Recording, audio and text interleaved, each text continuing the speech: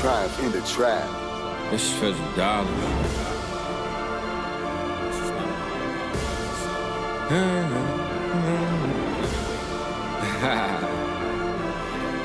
Do you believe in miracles? Ay, I play chess, but only in 4D. I'm by myself, but they think I'm 4D. When they see me online, they think they know me.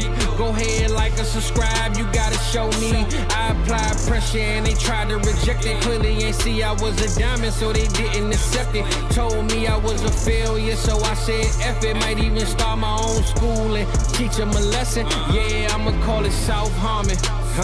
Fly down south and get the South poppin'. One day I'ma give you a walkthrough and introduce you to this walk tool. I know you lost, that's just Dynasty talk. Cause you can't start no franchise without no Dynasty chart. I took a break from the game, they throw my Dynasty stock. Till I came back like Wembanyama, I feel like Coach Pop.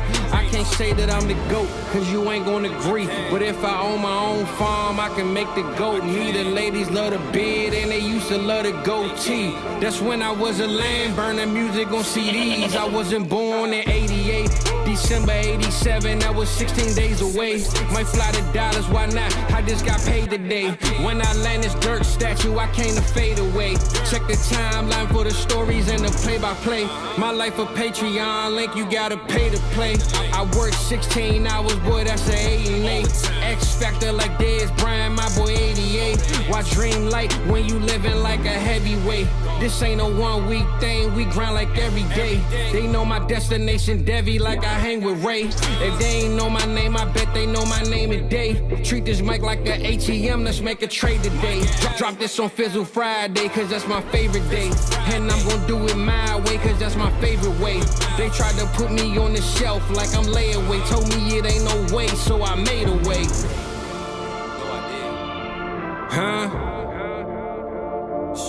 Welcome to South Harmon, I'm glad you here today.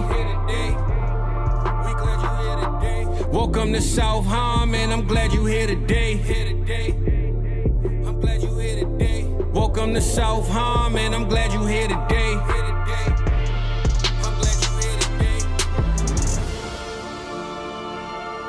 Hit that Patreon link if you here to stay, Treat this mic like an ATM, let's make a trade today. Ooh, baby, it's game time.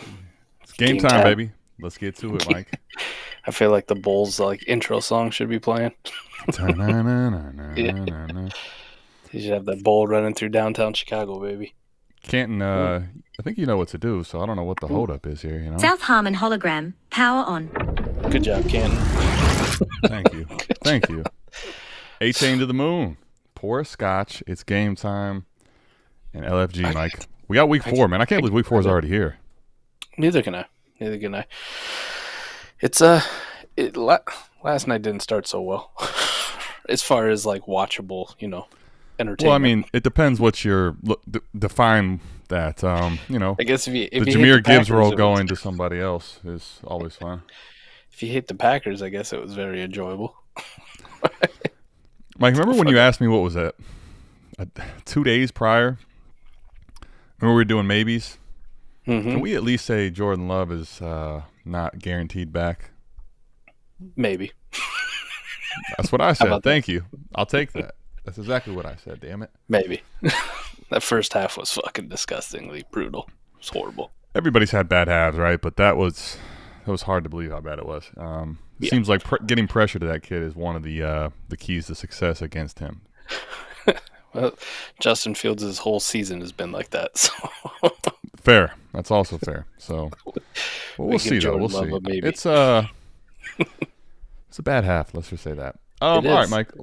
What are you looking forward to or looking for? Somebody to Nancy Kerrigan fucking David Montgomery's knee. Can I get that to happen? Well, I mean, of course. Please. I mean, 32 fucking carries. God damn it. Pretty crazy, wasn't it? Yeah.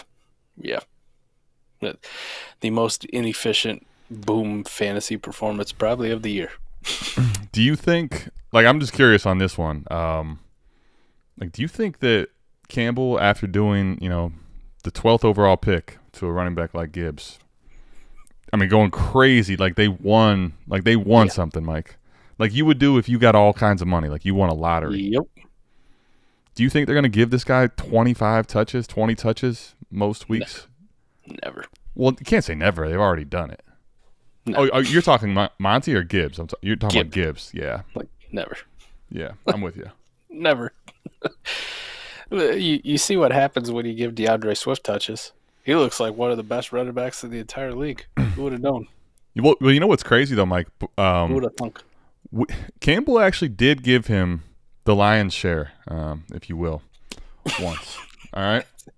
I don't know if you remember this, but back in the snow game versus Pittsburgh, that's when DeAndre Swift popped up on the injury report. This is back to the 2021 season. And, then he got hurt on Thanksgiving, and it was like Campbell just never trusted him ever again. So it's like, all right, well, maybe they'll do this for Gibbs. And, they found one. Montgomery, Mike. That's the workhorse. I can't argue with him, though, from an NFL perspective, though. He's got that team firing. They're playing well. 3-1, lead in the division. Start off the year by beating the Chiefs at Kansas City. Yep. Team looks good. Moving on to your Philadelphia Eagles, Mike. Let's go. All right. Let's start there. Speaking of one DeAndre Swift. Mm-hmm. This week, is there anything you're kind of looking for in this matchup with the Commanders this week? Are you looking at anything in particular? For him, do you think he's going to start to solidify himself to get away from Gainwell, or do you think this kind of stays a little bit of a committee? I think he already has. Okay. Like Gainwell's still going to get a role, but DeAndre Swift's the number one. Gainwell's nothing more than a 2. Well, I don't think anyone should disagree with that at this point. If you do, I mean, you're not watching football. You're also not watching the fact that they love this kid. Everyone on the team seems to be really excited to just rap with him. He's got that Miles Sanders role from last year locked down. That's what I was just going to say, though, because what is the one in this offense? And we've seen that it can be up and down, right? Well, it's fine if it is. I would have been thrilled if you would have told me DeAndre Swift was going to be Miles Sanders from last year, right? Miles Sanders damn near had 1,300 fucking rushing yards. Book it. Can we say, though, that DeAndre Swift has more upside than Sanders did last year? Yeah, because he catches the football. Yeah.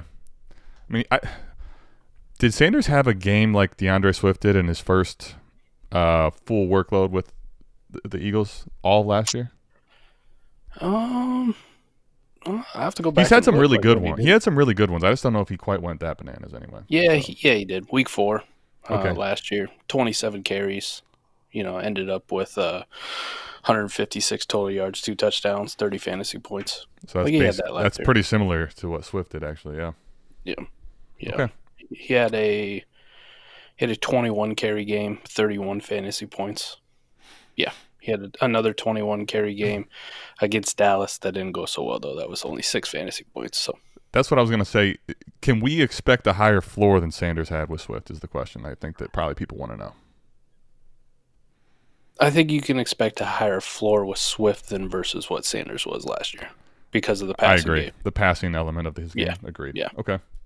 To the passing game, speaking of which, because I'm not – at this point, Gainwell should only be probably – he shouldn't be in lineups. In best ball, you have him, you're going to keep him, right? You shouldn't be considering lineup of play, I don't think, man. No, never. Don't. I'm good. Don't do it. All right, to the passing game. Are you concerned at all with the passing game for the Eagles or no? No. Okay, I'm not either. It's coming along slowly. It's a new offensive coordinator, and you see how good fucking Shane Steichen was, and he had 2 years with Jalen Hurts, right? He had Agreed. two full seasons with the pass catching weapons, and you saw last year how dynamite that was. But it takes time, man. A lot of these offense coordinators just can't come in and figure out exactly what they want to do. So I just want to see, as a fan, I want to keep seeing progression, right? They're getting better from where it was to start the year till last week's game. You saw improvements and things getting better. So now we just need to keep trying to put it all together, right? Where A.J. Brown can have a game and Smitty can have a game, right? It's not one or the other. Agreed. Dallas Goedert is like the the prime reason right now why you hate like PPR scoring, because it's like 6 catches for 20 yards. You're like, fuck, this is disgusting. The Goddard role that we thought maybe or hoped for kind of just feels so meh right now. Yeah. But Mike, let's quickly, maybe not even quickly. Let's get to a super chat. That was fast. That was fast into the show. I have DK, Debo, and Hollywood all questionable, playing later games. My subs are Tutu and Drake London. Drake London's playing at 9:30. London, for those that want to know, is playing in London. Mm-hmm. I know who to start if they were all playing, but are we risking it with all of them? I feel good about DK. Okay. Debo and Hollywood sound like a no-go. I don't think it sounds like Debo's not going to play, right? From what I'm reading, yeah. Right, and it also sounds I'm definitely like not playing him. Is Hollywood out too? Okay. Yeah. Damn. So then, DK and who? You playing DK and let's see. Well, how many do you need to play? I play DK, Drake for sure, and then if you got to play 3, then it'd be Tutu as the other one, just by default. Well, correct. Yeah, there you go. Yeah. By the way, Tutu plays at 1. Google it here. Right? So can you wait on Tutu? I'm trying to pull up all the other games, actually. So I definitely put Drake in, just so you're set. Yep, agreed. Right, because you get to wait on the other ones. So the Niners play at 4 against the Cards. So you can't wait on Tutu, actually. Hollywood is just questionable. I don't see anything else on him, though. But it didn't sound good. I think I'll just honestly, Mike, get the role that Tutu's earned in this offense. I think I'd rather play Hollywood. Don't get it wrong. But for the safety of it, I think I'll just play Tutu right now. It does sound like Debo for sure. Like, I was looking at that because I have a fuck ton of Debo. I know Adam does it. I don't. I have maybe one share. Ricky says it sounds like he's playing, though. I thought it didn't sound good. I don't know. Maybe I'm wrong. Last one I saw. These are 3 flexes, so tough. I mean, the one thing is I think we will have more clarity on, like, you may not know 100%, but I think you'll know pretty good by 1 o'clock. Like, you'll have Sunday a lot morning. more information on Debo and on Hollywood. Like, if you feel really good about them playing the 4 o'clock game, if you get that information, go ahead and wait. But otherwise, I'll play Tutu ahead of it.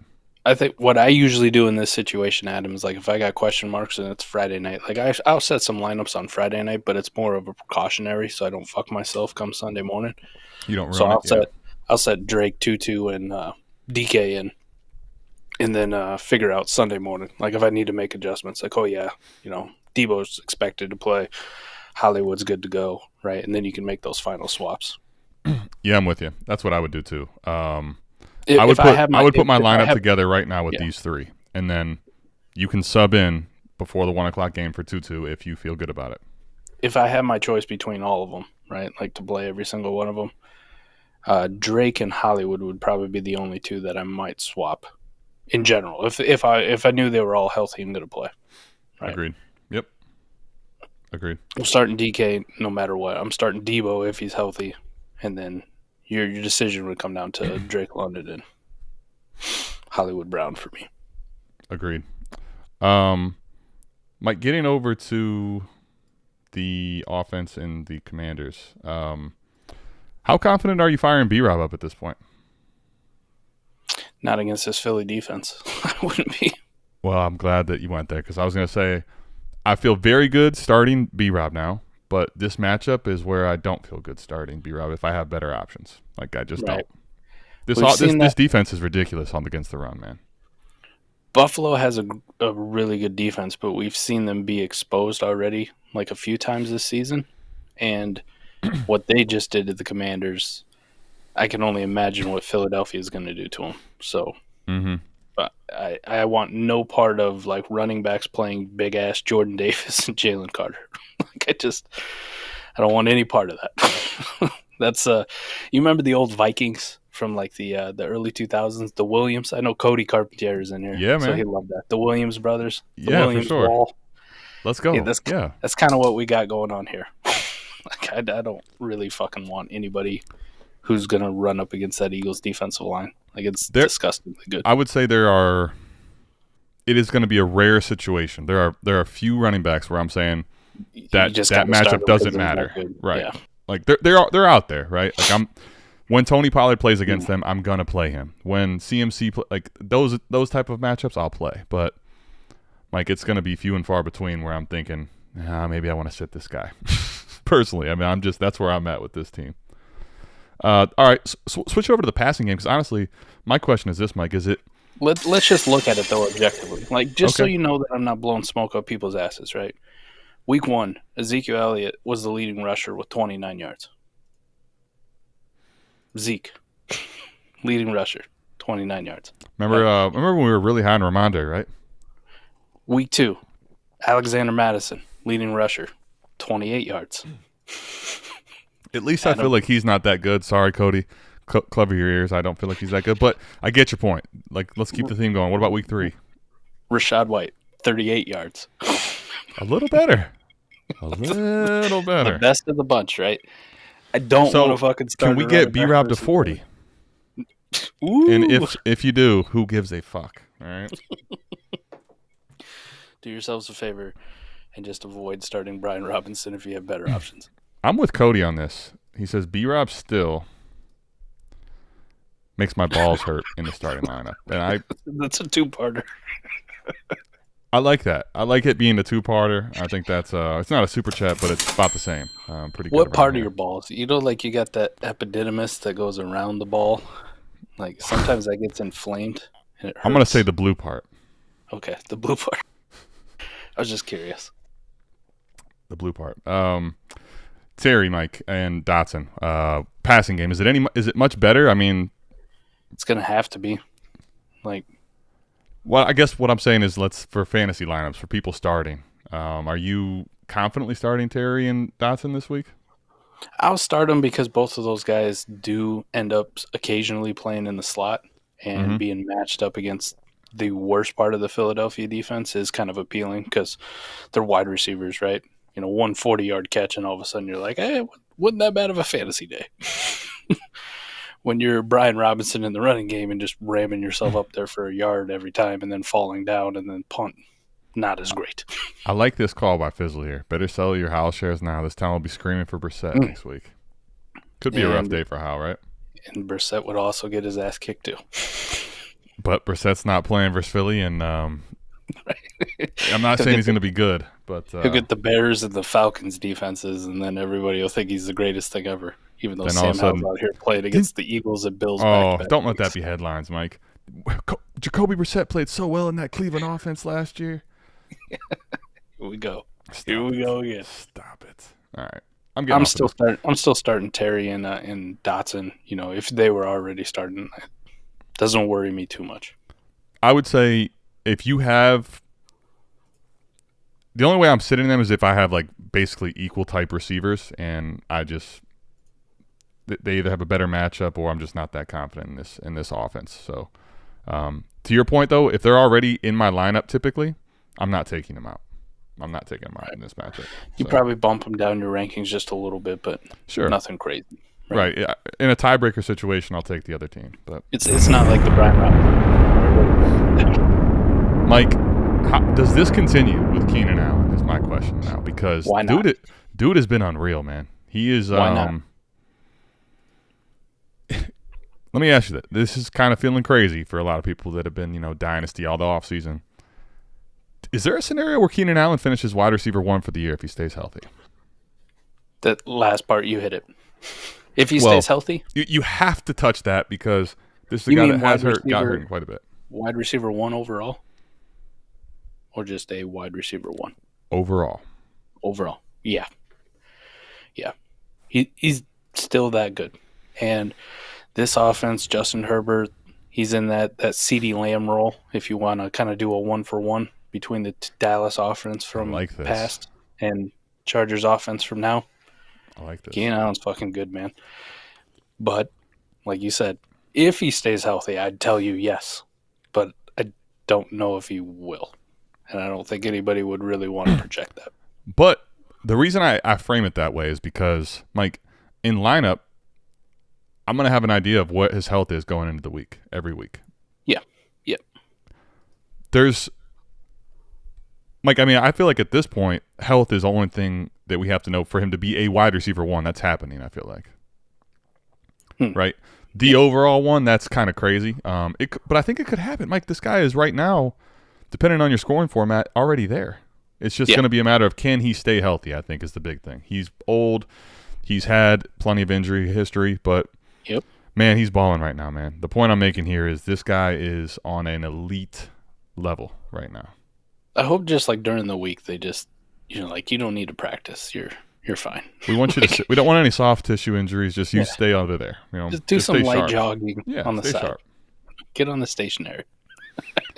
Look at this. Keenan can absolutely do it. Thank you. Yes. I'll be honest, Mike. This is one of those. Like I think I talked with you about this on 4D this week or one of the shows where, like, that's going to be one of my learning things this offseason was I kind of wrote off a little bit too much Keenan Allen types, Mike Evans types, even in best ball where that's the perfect place to just ride these guys to eternity, Yeah, I didn't do it at the top, but I definitely did it towards the mid and bottom tiers. Correct. And, yes. Maybe pump the brakes on that shit too. Right. Well, because we've seen both of those guys put up elite fantasy points, but they're not costing like they are, like elite options.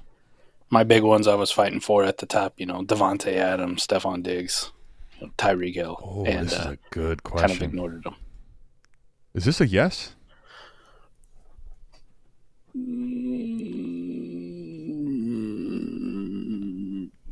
Why not? If it's redraft, the answer should be yes. Yeah. If it's Dynasty, we don't have any really clarity on Cooper Kupp coming back. Nope. And let me ask you this. What's your certainty that Cooper Kupp outscores Keenan Allen the way he's playing right now? Even in the weeks that he's back? If you told me both were healthy for the rest of the season, I would still put my money on Keenan Allen. As the more sure bet. I think you could have a real debate is my point. So, like, at this point in Dynasty, they're both getting to the age cliff point. One's playing, one's not. Yes, I'll take Keenan Allen. And McVay never helps this shit out either. Like, he never... The thing that sucks coming is... back week 5. You could make this trade today, and it feels like the right process, and then all of a sudden, like, week 6... Let's even say it's not week 5. Let's say it's week 6. Right. Kupp comes back, and then Keenan Allen's not playing down the stretch. So now he's got a hamstring. Now you're like, what have I done, right? But I would do this, yes. I would. I think that's a gift if you can get it done personally. I think you do it right because it at least gives you 1 week of certainty, possibly 2 weeks minimum at the very worst. Yep. Right. Yeah. This guy, stud. Mike, I'll be honest with you. He is in the tier. I'm gonna redo my rankings at some point tomorrow, and he's gonna be in the tier that tier 2 at this point. Oh well, yeah, I know you definitely have. I feel like I've heard it. Yeah. Tier 2 for me. Easily. Guy's phenomenal, man. I mean, I still have a tier 1 with 3 dudes in it, but for me, it's tier 2, and he's number 1 in tier 2. I moved him ahead of Joe Burrow here within this last week, so. But same tier, right? Same tier, but I would rather have Herbert than Burrow. I would too, but that's a lot to do to health. Yep. The point is, he's top 4 or 5 option. What's the status on Eckler? Not playing, probably. Doubtful.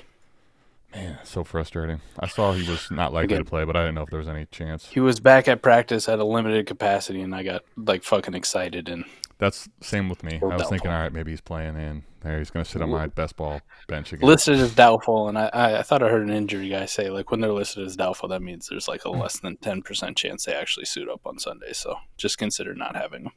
This is a good question. Ooh. Who's over? You got to go with Nuke Hopkins on this one because more people expected shit from Nuke than they did from Brandon Cooks. Nobody expected shit from Brandon Cooks except for Adam. Well, I expected something in best ball, which is that's fair. It's hoping for something shit from Nuke Hopkins in best ball and lineup and fucking redraft dynasty contenders. People wanted Nuke Hopkins and they were excited to see where he was going to sign. The truth is, it probably didn't fucking matter where he signed. Well, I don't know about that part, but where he did sign, this is not good. He's the de facto number one. Would you rather him be in Kansas City where he'd be playing second fiddle to Travis Swift? Yes, but does that mean he's not cooked? No, not necessarily. He's still cooked. He's definitely cooked. Well, burnt toast. I don't know how you get more cooked than a guy that's named Cooks. That's true, but people didn't expect a whole lot from Brandon Cooks outside of a flyer. I expected, again, this is all the problem when you get older is if healthy, decent little wide receiver 3 type. That's what I was hoping for, that's not asking for a lot. Nobody's saying that's what they expected out of Nuke. If everyone said they're going to expect him to be a wide receiver 3 type, nobody paid what they got Nuke for, right? It's just no way. No. Cooked. This Titans offense is disgusting, though. All right, Mike. Can we get a price check on Gibbs? And this is going to be directed to you because, frankly, I'm not going to panic as much as a lot of people are, but, dude, this is bad. I don't know what his price could even be. This is a tough one because the talent's still good, and I know I don't want to overreact early season to what rookies underperform because it happens all the time. We just tell ourselves a story that it doesn't happen. Sure. But, I mean, this is multiple times now we've seen this with fucking Dan Campbell. Like DeAndre Swift, and now we're seeing it with Gibbs, and it's like it makes me really hard to believe that it's ever going to change. I think if I give first and 2 seconds on him and just get off of him, I think I would add him. I'm kind of good. I would take a first and 2 seconds I don't think you're going to get that, man. Is there any possibility in a Superflex league you can get off him 1-for-1 for Bryce Young? Just kind of hit the reset? No, don't think so. These are my opinions. Chat, correct me if I'm wrong. I don't think you can swap him for Bryce as much as Bryce is down relative to the rookie quarterbacks. Yeah, I don't think you could get Jordan Addison straight up for him either at this point. Because, Mike, that's my question to you is, can you get a single first right now? You can get a first, yes. Okay, because I think you could. Yes. I think that's where but my point is not that it's impossible. My point is more so that I think that's where a conversation could be had. And what side are you taking here? I would take Gibbs over single first at this point. And I'm just going to write out the fact that Monty is also a very injury-prone running back, and you saw that Dan Campbell apparently doesn't have a problem giving Gibbs 20 touches when Monty's out. It's just when Monty's back, then he says, fuck it. See, the problem is if you've probably invested either you traded for him post-draft, which cost an arm and a leg, or you invested a 104, 105 pick probably here. So the single first feels not good. Let's just call it what it is. That's fair. There's no way in fuck I'm letting him go for a first, though.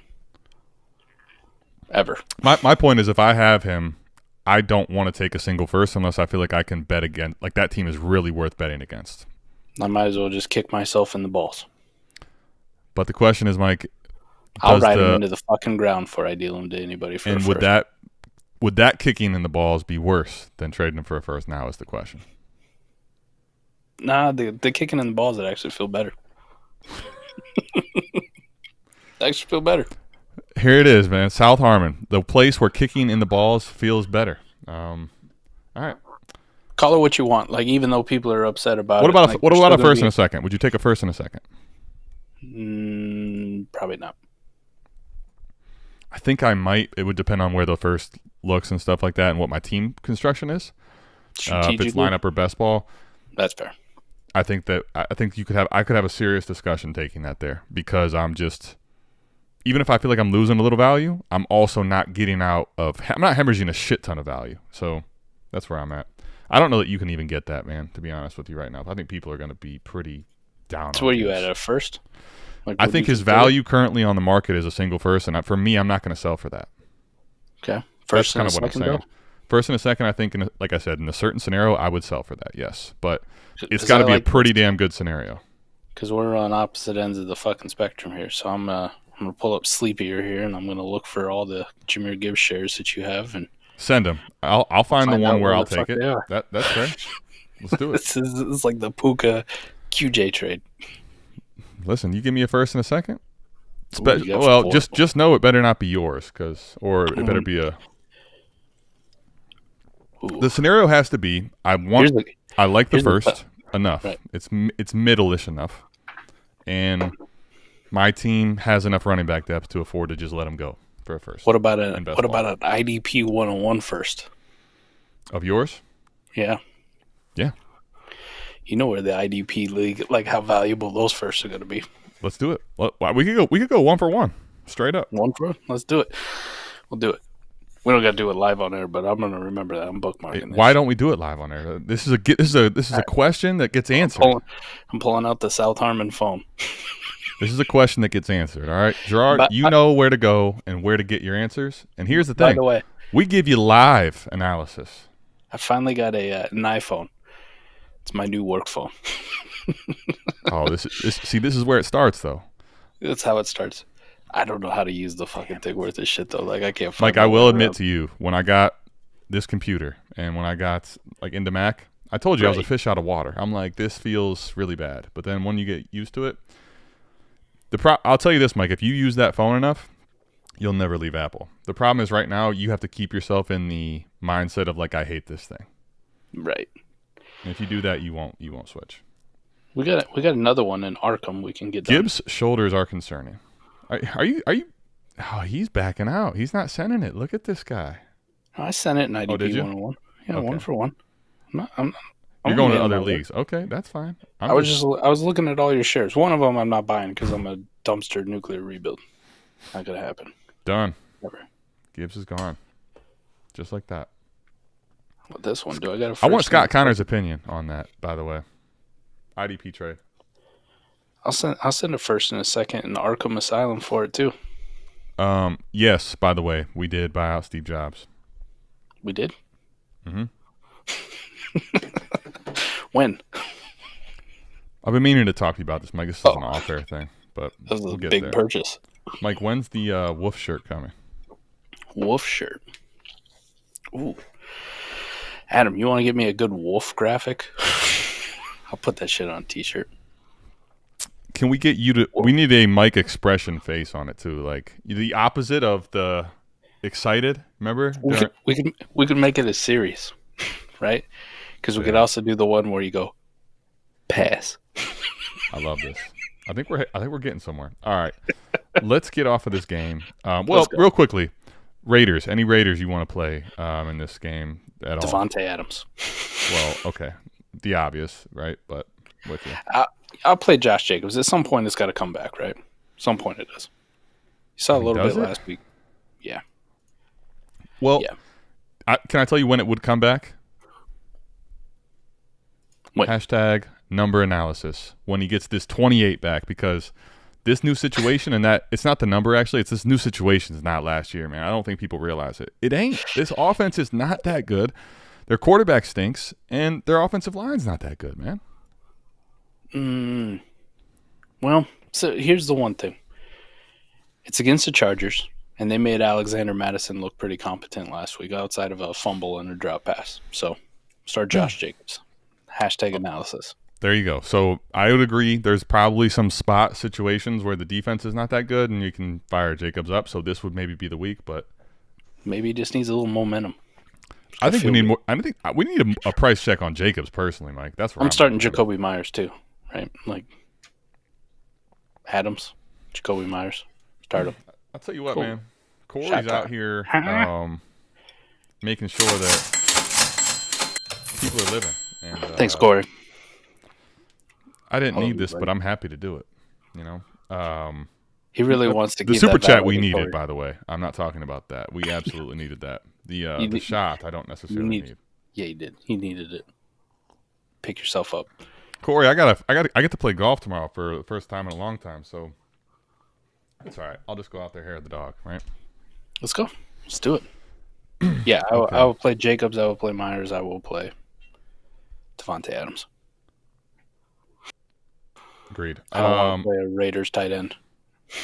Okay, Mike. So then what that? Where are you at with Jakobi Meyers, by the way? Because I'm pretty high on this kid right now. He's fucking good. He's good. He's made Hunter Renfrow a fucking afterthought. let's say what? Renfro's got 3 catches on the year, and 2 of them were in the last game. Ricky, I'm hoping that Jimmy won't play. That's harsh. That's a stretch of the truth, but the reality is I don't actually care who the quarterback is. For Jimmy G's been that bad. I want people to understand that. Like a quarterback change is not going to make me panic on anybody here. If the quarterback change was to Aiden O'Connell, I'd be excited to see what the kid can do in a real game. If the quarterback change is to Brian Hoyer, I'm fucking disgusted. Mike, I know that sounds really bad, by the way, but I just want people to understand. Realistically, like I know that y'all think I'm a Jimmy G hater, and there's probably not anything incorrect about that. However, Mike, what's the difference for fantasy purposes for the receiver? Not really all that much, I bet you, man. Jimmy's much better than Brian Hoyer. I don't actually believe that's that true. Now, is he better? Yes. I don't think the extent of it is drastic, man. He's a game manager. He in this type of an offense where he's going to end up being behind and having to push the ball downfield, he's not that good. He's going to turn it over. That's fine. But he at least has a better arm than Brian Hoyer. And he's more accurate than Brian Hoyer. He is. That I didn't debate that. I'm saying that the difference isn't really that much to me. It's pretty night and day for me. Brian Hoyer's fucking terrible. He's not good, but Jimmy G is fucking terrible. By the way, we got a $1.99 super chat confirming that. Give me Brian Hoyer. Thanks, Castle Black. Appreciate you, Castle. Oh shit! All right, we got questions coming left and right. I will say, without supers though, we probably can't answer too many of the start sit questions today. We'll be here all night. Right. That's what you come back Sunday morning though for. We will get there. Oh, although this is a new subscriber. Like and subscribe, everybody. All right. You got me. New subscriber. All right, we'll read it out. Lamar, Ramondre, James Cook, Lamb, A.J. Brown, Swift. This is a roster baiter here. Benching, Watson, Judy. Geez, that's a good team. All right. 1 out of 2. I got offered Andrews, Atwell for Ford. Any suggestions? Wait, what? Huh? What am I missing here? This is an immediate taking the Andrews side. I don't even care what Atwell side is on. Yeah, I'm confused here. Okay, so you have Lamar Jackson. And he has Jerome Ford on his bench. I can see that. You don't have Mark Andrews. And you would stack that with Lamar. There's no I don't care what the format is. I don't care what this is. I don't even care if you put Atwell and Ford together. I would take that's what my point is. I don't care which side. I said that. I was like, maybe I didn't do it clear enough. I don't care if Atwell's on the other side. The way it reads is like Andrews and Atwell for Ford, or this is by a mile. Give me. Do we misspell? Is there somebody else like Ford who has like a 4-letter word or 5-letter word? We got it, and we got the first name in the question. We got the first name here. Okay, this is Jerome Ford. I was just curious. Unless there's another Andrews, but he says it's a stack. Yes. New subscriber. Let me tell you something. This was a good day to subscribe because that's a fucking smash, my friend. Skeletor says it's that 6 Goat Rings burner account. Goat Rings did himself a solid. He's like, you know what? I burnt this name to the ground, and now it's time to go. We're just going to go AS. I love that. I love the idea of this. All right. Let's get to the Cleveland Browns offense, Mike. Yeah. This game in division is going to be a tough one, man. These guys always play tough, and they always kind of make it a little mucky of a game. So my question is, do you want passing, other than Amari Cooper, do you want to start passing like options in this game? I think I would be interested in Elijah Moore too. I saw that Deshaun Watson has a throwing shoulder contusion. Yes, I don't know how serious that actually is, but maybe in some scenario that leads to more short throws underneath, which Elijah Moore would be that dude. So I would start Elijah Moore too. David Njoku, I really don't have an interest in. That kind of faded pretty quick. I'm good. I'll start him in my A-Warp situation where that's all I got. You know, like if there's a lot of debates, I'll probably play somebody else. You didn't get rid of him for close to a first when you had a chance, and now you're going, fuck. If you didn't, you definitely wish you did. Mm-hmm. I'll tell you what, I don't have any interest in DPJ this week, really. Best ball, he's all right. Well, best balls, I got interest in everybody that's on my team, That's right. Lineup, I got zero interest. I'm playing Amari Cooper regardless of the situation, regardless of the matchup, regardless of anything. He's in. Unless I have Keenan I better have Allen, top 6 receivers and Justin nowhere to Jefferson, flex them. CeeDee Lamb, A.J. Brown. Other side of the ball, Mike, Zay Flowers. Fire him up, baby. Where are you Bateman, at? No OBJ. No Bateman and OBJ. Mike, can I tell you that this one's going to be interesting because, though, the Cleveland defense has been so good.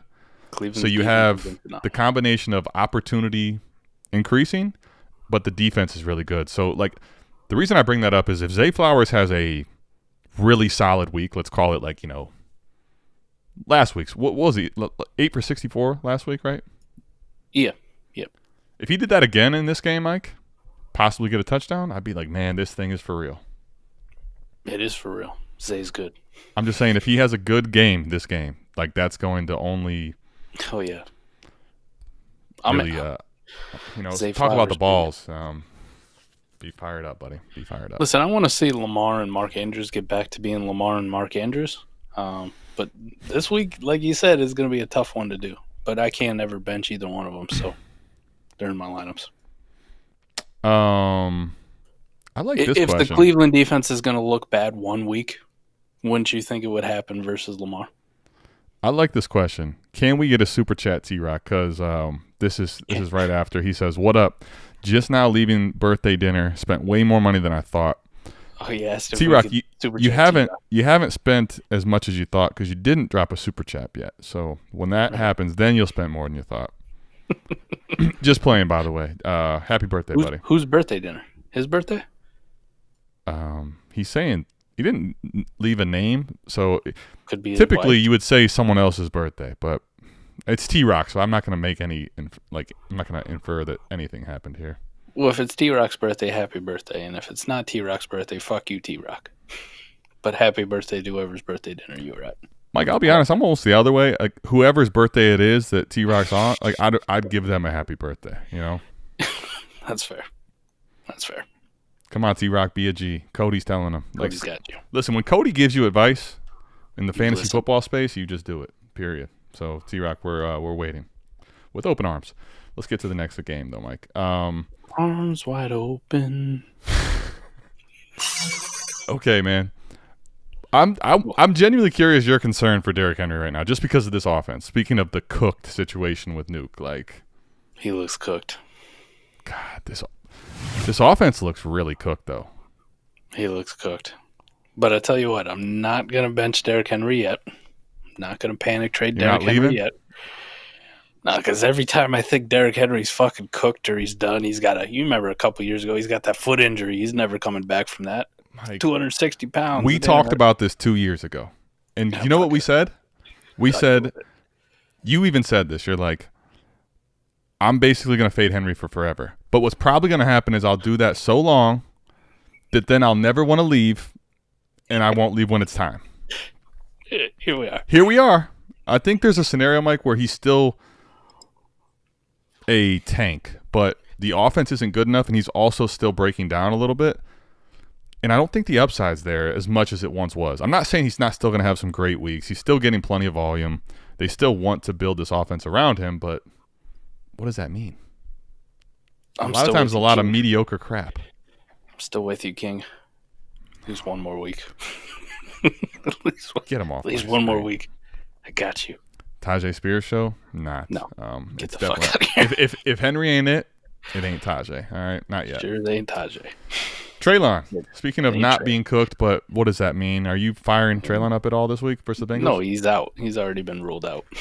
Is he really? Oh, shit. Yeah, he's hurt. I saw he got hurt. I didn't realize he was out. I thought he was questionable. Next. Nuke cooked. Next. Nope. Can we talk about being cooked? Not actually being cooked, just not being involved. Who's that guy? Who the fuck is that guy? Was that the guy who was Dynasty tight end 9 at one point? I think it was maybe 8. 85. Ain't doing shit. Actually, I feel kind of bad, though, because the only reason I was fighting so hard is because he got too overpriced. I like the talent. I like the kid. Right. I think in a small... If he was tight end 18 or 20, I'd be fucking... I would have been balls deep on my Chig and Okonkwo shares, right? Yep. But unfortunately for him, he was not, and I traded, I might have traded every one of them, man. I really think I did. I believe it. I tried desperately, but when I really tried at the end, it was a little too late to get off the last field. Mike, here's what I want to talk about on the other side of the ball. The Cincinnati Bengals are playing the Tennessee Titans this week. Okay, this so fucking stud. T's really good, but Mike, this offense with the current situation, I don't really know what to do weekly with these two guys. Like, they're both going to always play for me.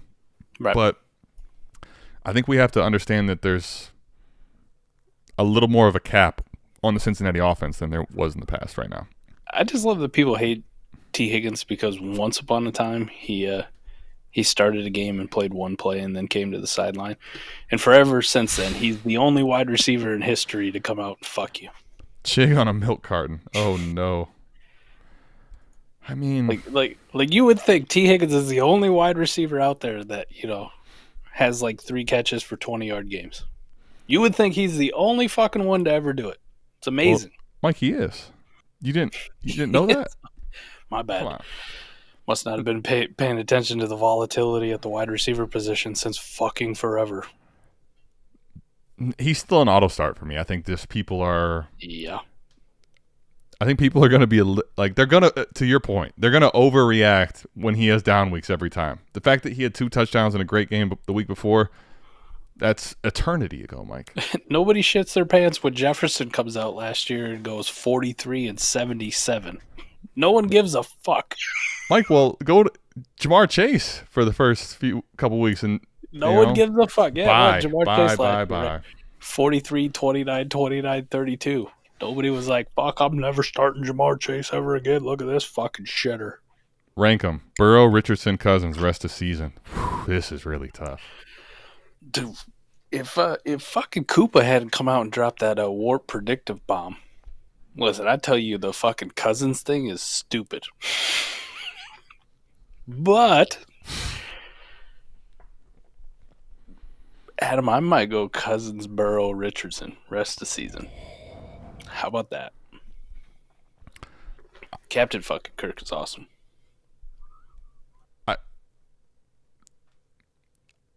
I knew you would do this with this question. Now, I'm not really that different. I don't know that I have the balls to put him ahead of the other two, though, right now. I think I might go... Let me ask you this, Mike. With Burrow's current situation, the one thing that's kind of interesting, I listened to Scott some on this and a few other people that... like in the Ohio area, have some. The injury is not likely to get better fast with Burrow at all, especially while he's going to continue to force himself to play. He clearly doesn't have the ability to push the ball downfield like he wants to. That being said, he's obviously not a high-end rusher. So when we talk rest of season, is it crazy to put him at 3 in this group? Is my question to you. I wouldn't say so. The A-Rich thing, he's played really well early. I want to see if he can sustain it and doesn't hit that, quote-unquote rookie wall. And also, please fucking protect yourself just a little bit. Just a little bit, A-Rich. But I don't think it's crazy if you said Burrow was the least out of all these quarterbacks. I wouldn't put it that way, but... So you got A-Rich at 3 rest of the season? Yeah, he'd be the 3rd. I can't do that. Well, can I tell you? I'll tell you why. Because I think that when he's playing, the rushing upside makes him... I'm not going to say bust-proof because he's going to have some really bad games probably. He's a rookie. He's still a... But, Mike, I think he's going to have a higher floor than most people realize even when he plays bad. So I don't think I can put him at 3. He's got a fair enough floor. Fair enough. How about that? Fair enough floor. I'm ready to put Cousins 1 though. I'm okay, because my point is, I can't put A-Rich at 3. So which one? If you told me that Richardson had to be at 2, where do you get the who's going 3 now? It's got to be Burrow by default then. Damn it! I like what I just heard. All right. Assume the trade works. What trades you suggest for Eckler? Oh, listen, if that Andrews trade works, you have such found money that's I'm holding on to Austin Eckler too. Like, I don't even give a shit if he's on my IR for another couple weeks. Let me see. Hold on. Let me go up. New sub. Scroll back up. Does he have him? Oh, he's trying to acquire him, isn't he? I don't know. Yeah. I don't remember, but he had a hell of a roster-baiting roster. No, he's trying to acquire him. Okay, Mike, that's a good question. What are you doing to try to acquire Eckler and a one quarterback? Well, shit, I don't know. He's out here just pulling off crazy-ass deals. Like, I didn't think you'd get Mark Andrews for... Can you say Michael Thomas? I'm playing. What about Kincaid? Maybe you can get off that Kincaid share this time. Send Jalen Warren, right? I'll tell you one thing. I just acquired Andrews. To get more touches. Let me answer this seriously, though. I just acquired Andrews. Kincaid, in any type of value that he has, is gone in a minute. I'm attaching him to any type of offers. If that gets me Austin Eckler, easily. And yeah, I got you, by the way. And I'm agreeing with what you're saying, and like I'm trying to see if I can go Kincaid and something. Kincaid and Jalen Warren. Mike loves to get rid of Jalen Warren. That's an awesome trade. I did see this week he's expected to get more touches. Like, I thought that was clockwork. We got to come out like every Thursday and say it. Well, that was last week too, but okay. It's Mike. Now you can recycle news stories. It's one way to help get volume up. You know. Fair. Expected opportunities volume. A-Rich can break fantasy. That's not a lie in any capacity. I don't know if he will, but he can. Could. Right. Justin Fields can break fantasy. And he did for a minute. He did for a minute. He also just ain't right now. It's fun while it lasted.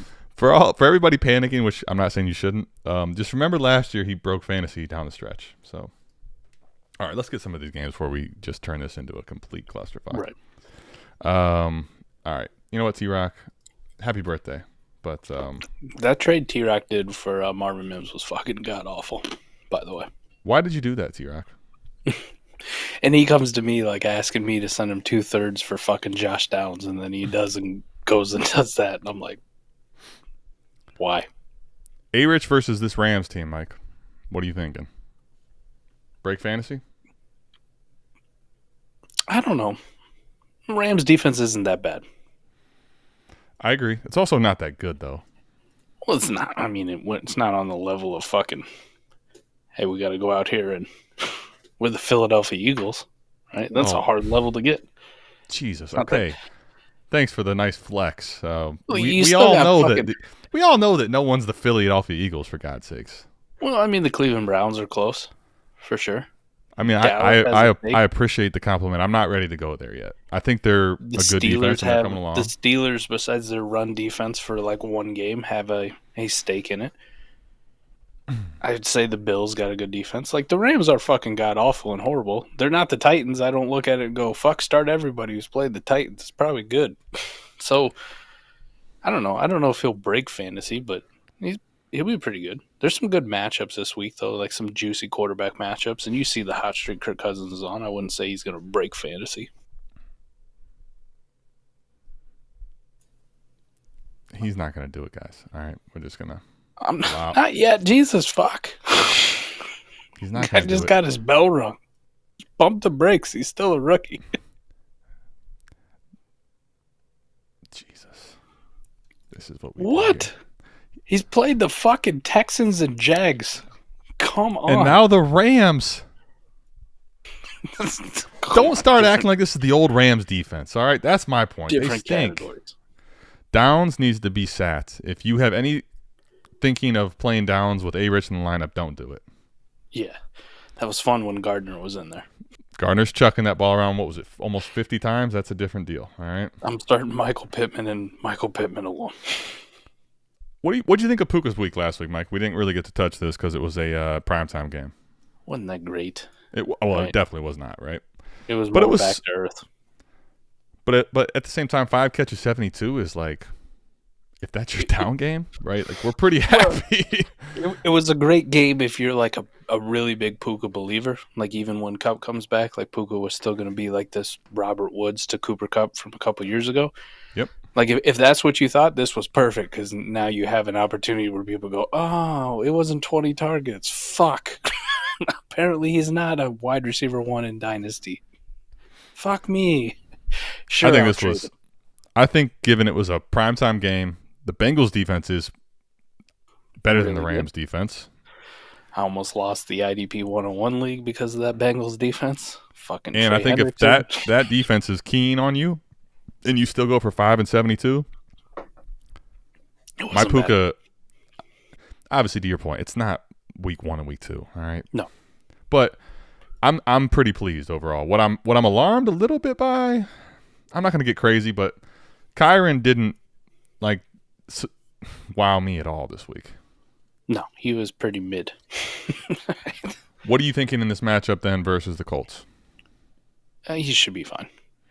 We'll probably get back to a little bit of what we saw the earlier Kyren usage. His usage is still really good though, right? Bengals got a really good defense, and their whole game plan was abuse the shit out of where LA is weak on offense. And listen, we can praise how well they did in the first couple of weeks, but that offensive line is fucking booty cheeks, and they got more people hurt. It was pretty god-awful by the end of the game. Kyren wasn't going to do shit. Well, speaking of pretty, Mike, people are clamoring. Uh-oh. I don't know that I think this is true, but if there was a week for it to have, no. There he is, buddy. Your guy. What do you think? Iowa State? All right, so if people are clamoring that this is the radioactive week, I don't think it's going to happen. But just know that when I come on the Sunday recap show, if it didn't happen, you're not going to fucking like me. So I'll give you one chance, Skeletor, to either retract your statement or suffer the wrath of me on Sunday after I've had 4 fucking cocktails and watched Purdy be fucking butt cheeks all day. So I'll leave the choice in your hands. I love what you just did, but I also want to go back to the beginning and say, you're not going to like me, and then assume that there's a state in which everybody loves you, all right? People loathe you with Purdy no matter what the fucking state is, all right? I'm just saying. I'm putting the fair warning out there. Oh, no. B. Hall's out here, man. This is why I can never trade with this fucking guy. Ever. It all of a sudden makes sense. It does. I always wonder why he sends the worst fucking trade offers imaginable. Now I know. I like the idea of a cyclone rolling, by the way. Yeah. Down a hill into a ravine filled with piranhas.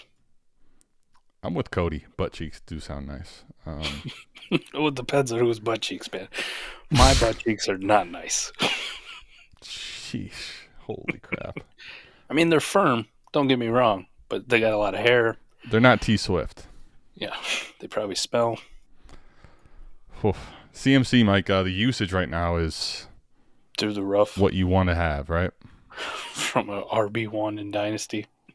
This is what you want, right? I'm not going to make any promises for your fantasy playoff games, but hell, right now you just. Good Lord.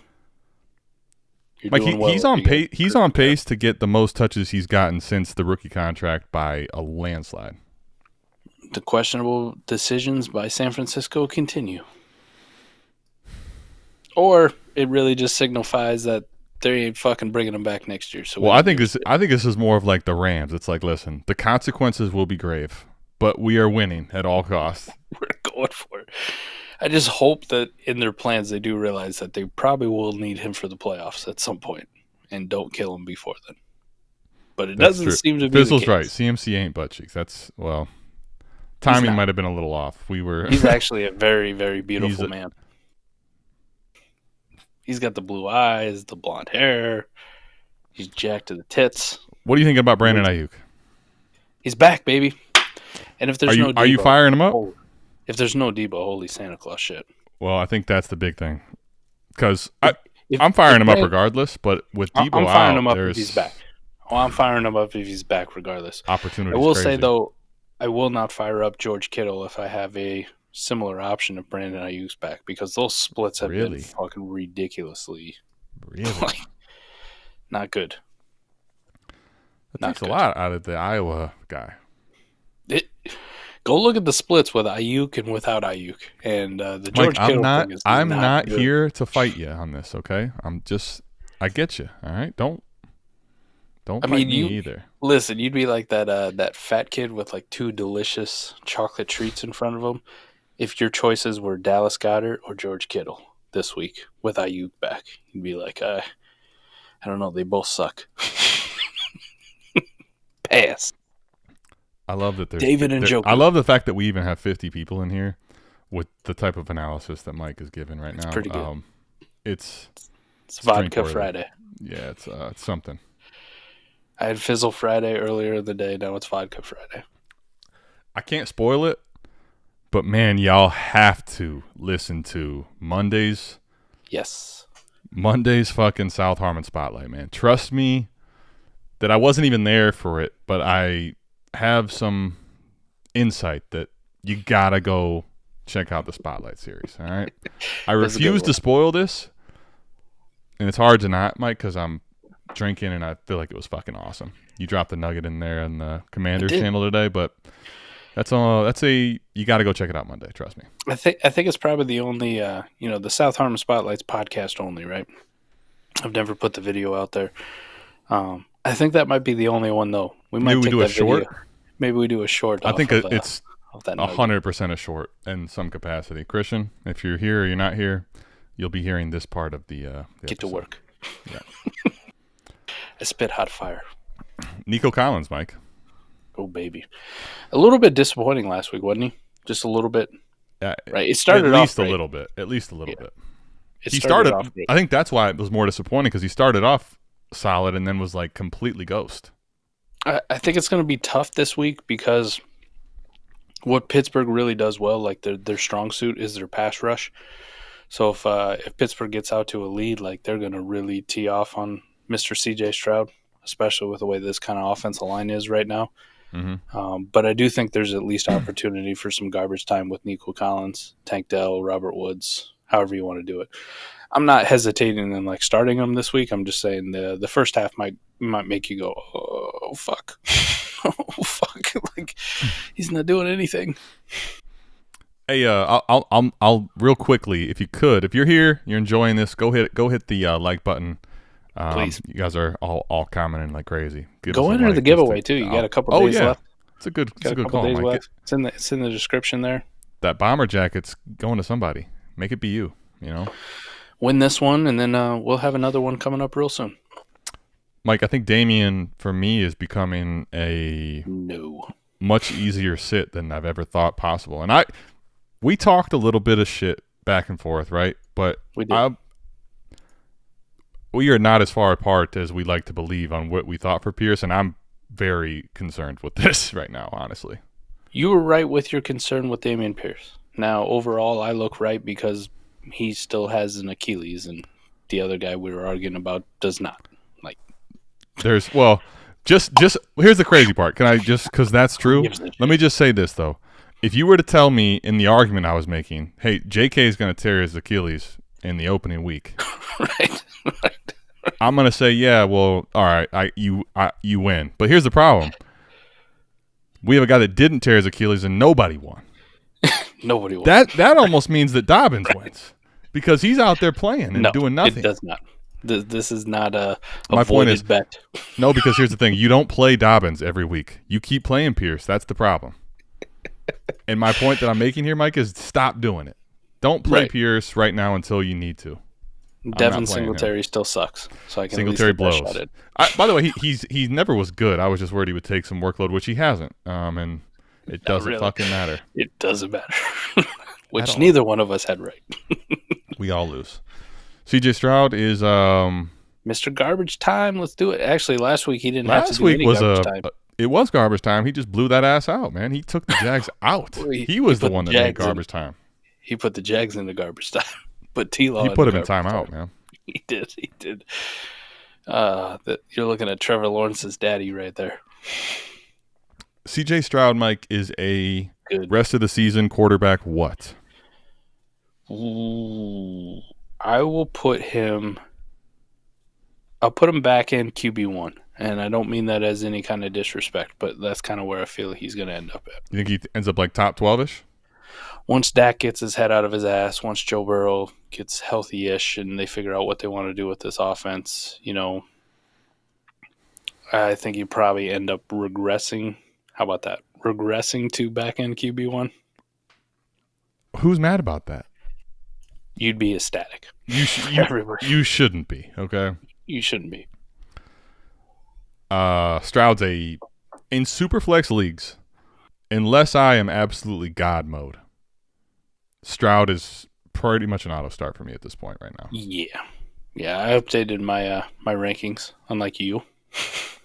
Okay, what do you got? Where would you do? Take a guess where I moved CJ Stroud to in my Dynasty ranks? I'm going to guess like 11. Higher. Well, how many spots? Like, are we talking 9?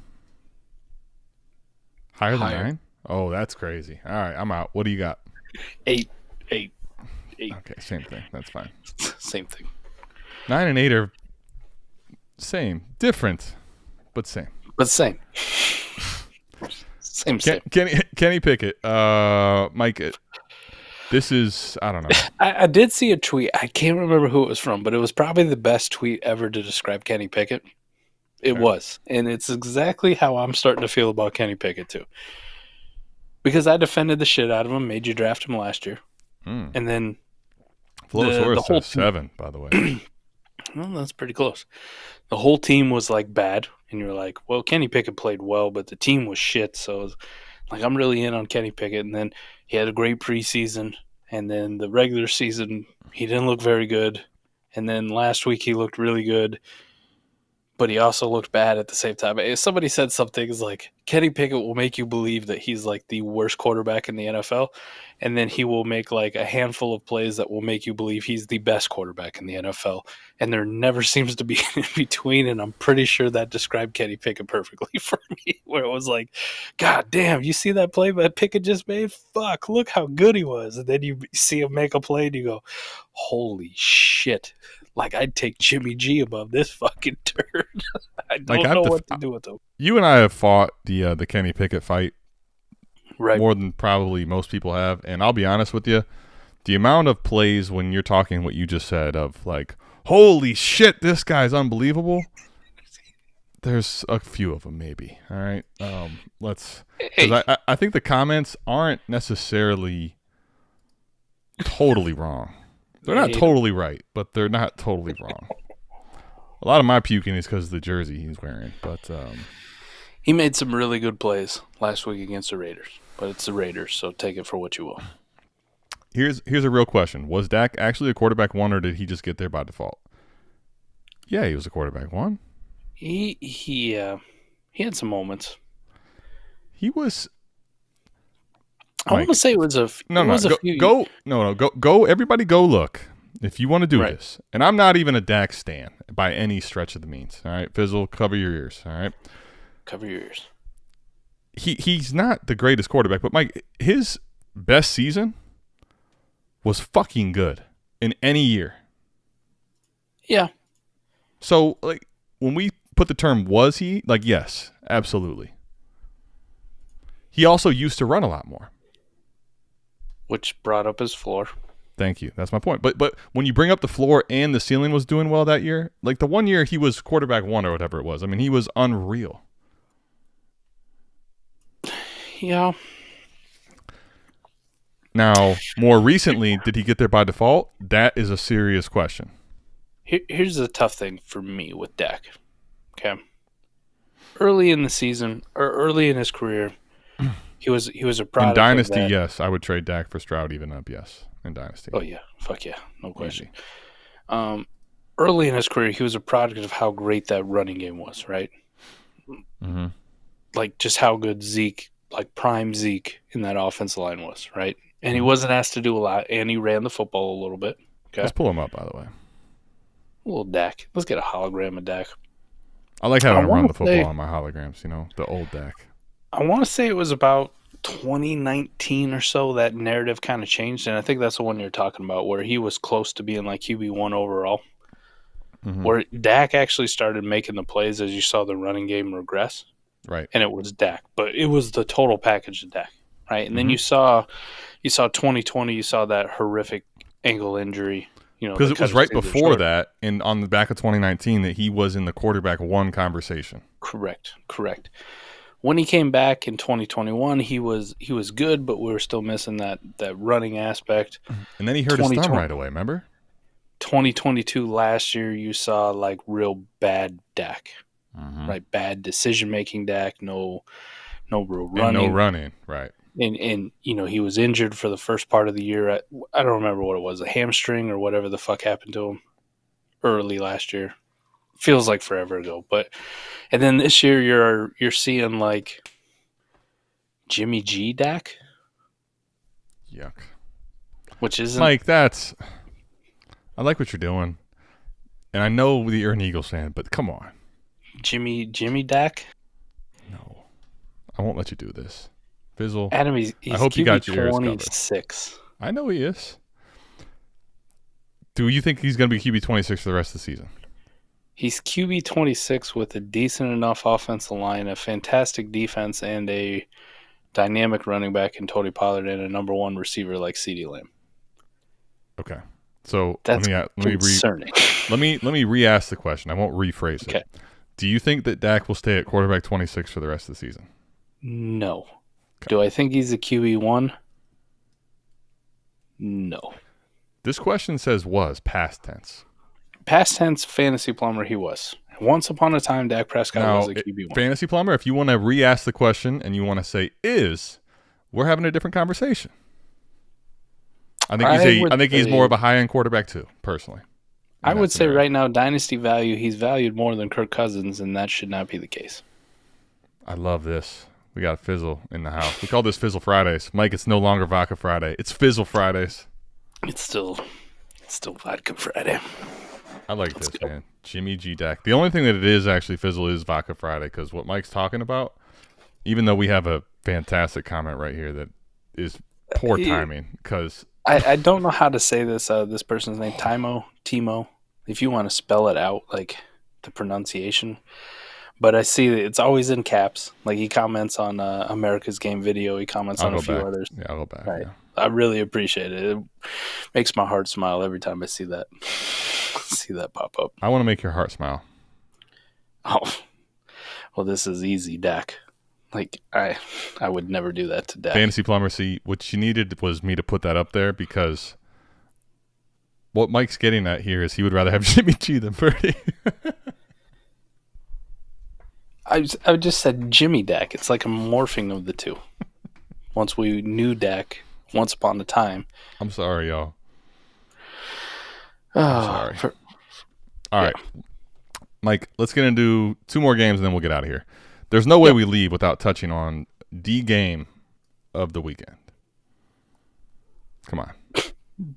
Broncos Bears. Damn it, how'd you know? Because it's so fucking pathetic, it should be relegated to the CFL. Don't you bite your fucking tongue. Oh, no. You bite your tongue. No. Russ should have a pretty big game. There's going to be points scored in this game because neither team has a defense. What I was going to get to is apparently Canton, we need a Courtland Sutton hologram. We do. Moving out of the Denver offense now because of that. Is there a single player in the Bears offense you want to play at all? That I want to play? I'm firing up Fields and DJ Moore this week, but that's it. Okay, so DJ Moore auto start or questionable start? I'm going to go one more week because if I still believe in Justin Fields enough to not drop him in redraft, like a 1 QB redraft and like pick some other quarterback up because he's playing the Broncos, like this is probably the last week I will say yes. I want to make sure that I make this point very clear, okay? Okay. X, Twitter, your overreaction people. I'm really wanting to see what the narrative is after the Dolphins go for 70 and the Bears go for fuck all versus this Broncos D, and people just start going crazy on the Dolphins. I would hope so. You should. If the Bears don't do fucking anything. I'm saying relative to 70, they're not doing shit, Mike. I mean, let's say they even go for 17 points. I think they'll score more than that. I'm giving a hypothetical. Let's say they score 17, which, by the way, is that not the best they would do all season? Yeah, I believe you're right. Okay. So I'm trying here, okay? Nope, they scored 20 in the opener. Take that back. Let's say they score 20 points. 20 points. The Dolphins. Against the Broncos. And let's say we got a defensive touchdown or some shit too, just to really really safety. We'll throw a safety in there too. Can I tell you though, honestly, Mike, what I don't want to do? Like, I'm with you on DJ Moore. Fields, if I have to, I'll play him, but I really don't even want to, frankly. I get him. But I'll tell you what I'm not playing in any capacity right now until proven otherwise is the fucking running game in this offense, man. Right. Until Roshan fully unseats Khalil Herbert. I don't want any part of this. I mean, I would need to see that and then also know, hey, it's Roshan's job before I even think about it. It's no way. It's awful. Right. That's a good point. They explode for 10 points. Yep. That's what I'm talking It's our running back by committee split between two people on the worst fucking offense in the league right now. All right, Mike. The question now, because you made me pivot because you did it. The real game of the week. Okay. Does DeVonta Chain blow up again? What do you mean by blow up? What's a blow up? Because he ain't going for 203 yards. Okay. This is going to be for you to answer your way, all right? Because I would think that every person with the brain understands that he doesn't have to do what he did last week to have a blow-up game. Correct. Now, what you define as that is up to you. But does he blow up again? Well, let me do something here. I'm going to pull up This is very dangerous, everybody. That's I just want a I want to list scoring leaders, ESPN scoring last week for running back. No. I just want to know what will we define as a blow up. 15 fantasy points? Plus 15? 16? Could we set the over-under at 16? Over 16, I'll give you a blow-up. Over 16 fantasy points for DeVonta Chain this week. Now, understand what that means. Mm-hmm. Okay. That's, if he doesn't catch a pass in PPR, which I'm not saying he won't catch a pass, but you're talking 160 yards, you're talking 100 and a tutty. I'm going over. Back-to-back weeks. Can't. Did you hear that? Over. Can we get that again? Over. What? Let's go. Really? Over 16 fantasy points for DeVonta Chain. Back-to-back blow-ups. Yeah. Okay, now the bigger question is, does that look like A-Chain starting to take the backfield, or are you telling me this team goes so nuclear that we're looking at another one of possibly Tyreek Hill going off, or does Mostert get off too? I think Mostert gets enough done to be serviceable still. I'm going to say 13 fantasy points for Raheem Mostert. So you're talking another 30 out of this backfield again. Yeah, well, considering last week that they went for 96. Okay, yes. We all know that it went fucking stupid last week, all right? 30 doesn't seem like that much. But it is. 96. I don't care what you did last week. 30 is a lot out of a backfield. Right. Did you just see the holograms of Roshan and Khalil Herbert? 30 is a lot out of a backfield, all right? Yeah, it might take them all season to get the 30 is a lot out of a team, depending on the team, all right? I think it happens. Ooh. Dynasty Jack's taking the over as well. I think it happens. So you're saying the offense this Bills game, Mike, you're saying, are you saying over on Mostert, over on A-Chain, over on Hill again? What are we looking at here? Oh, I don't know what you want to say on Tyreek. 100 yards. I think 100 yards? Yeah. I mean, that's I would say forget touchdowns. I think you set an over-under for this guy right now until proven otherwise at 100 yards. Yeah, I think 100 yards. You think it's over again? Yeah, and I would set the over-under on Tua passing yards at like 260, 270. I just want everyone to hear this, okay? Because I purposely phrase and set this up so that we're saying in a week we know they won't do what they did last week, that it's over on Mostert, over on A-Chain, over on Hill. Yeah. Buckle the fuck up, everybody, man. This is an offense you just don't sit. Good. This is an offense you just don't sit ever, right? Ever. Like, it's just... No. Is Waddle playing? Yeah, he's supposed to be back. Okay. I saw he practiced. I just didn't know if he was playing for sure. Yeah, he's supposed to be back. Had a concussion protocol last time I saw. Okay. I think it was the last update I saw.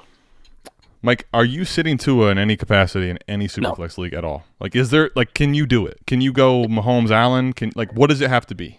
It's got to be like Mahomes Allen, Mahomes Hurts, Allen Hurts, Herbert, Allen Herbert, like those four guys. If you had the top 5 assets at Dynasty quarterback, that's if your you got scenario. if you got 2 of the top 4 quarterbacks in Dynasty, you could sit Tua, and I wouldn't bitch at you.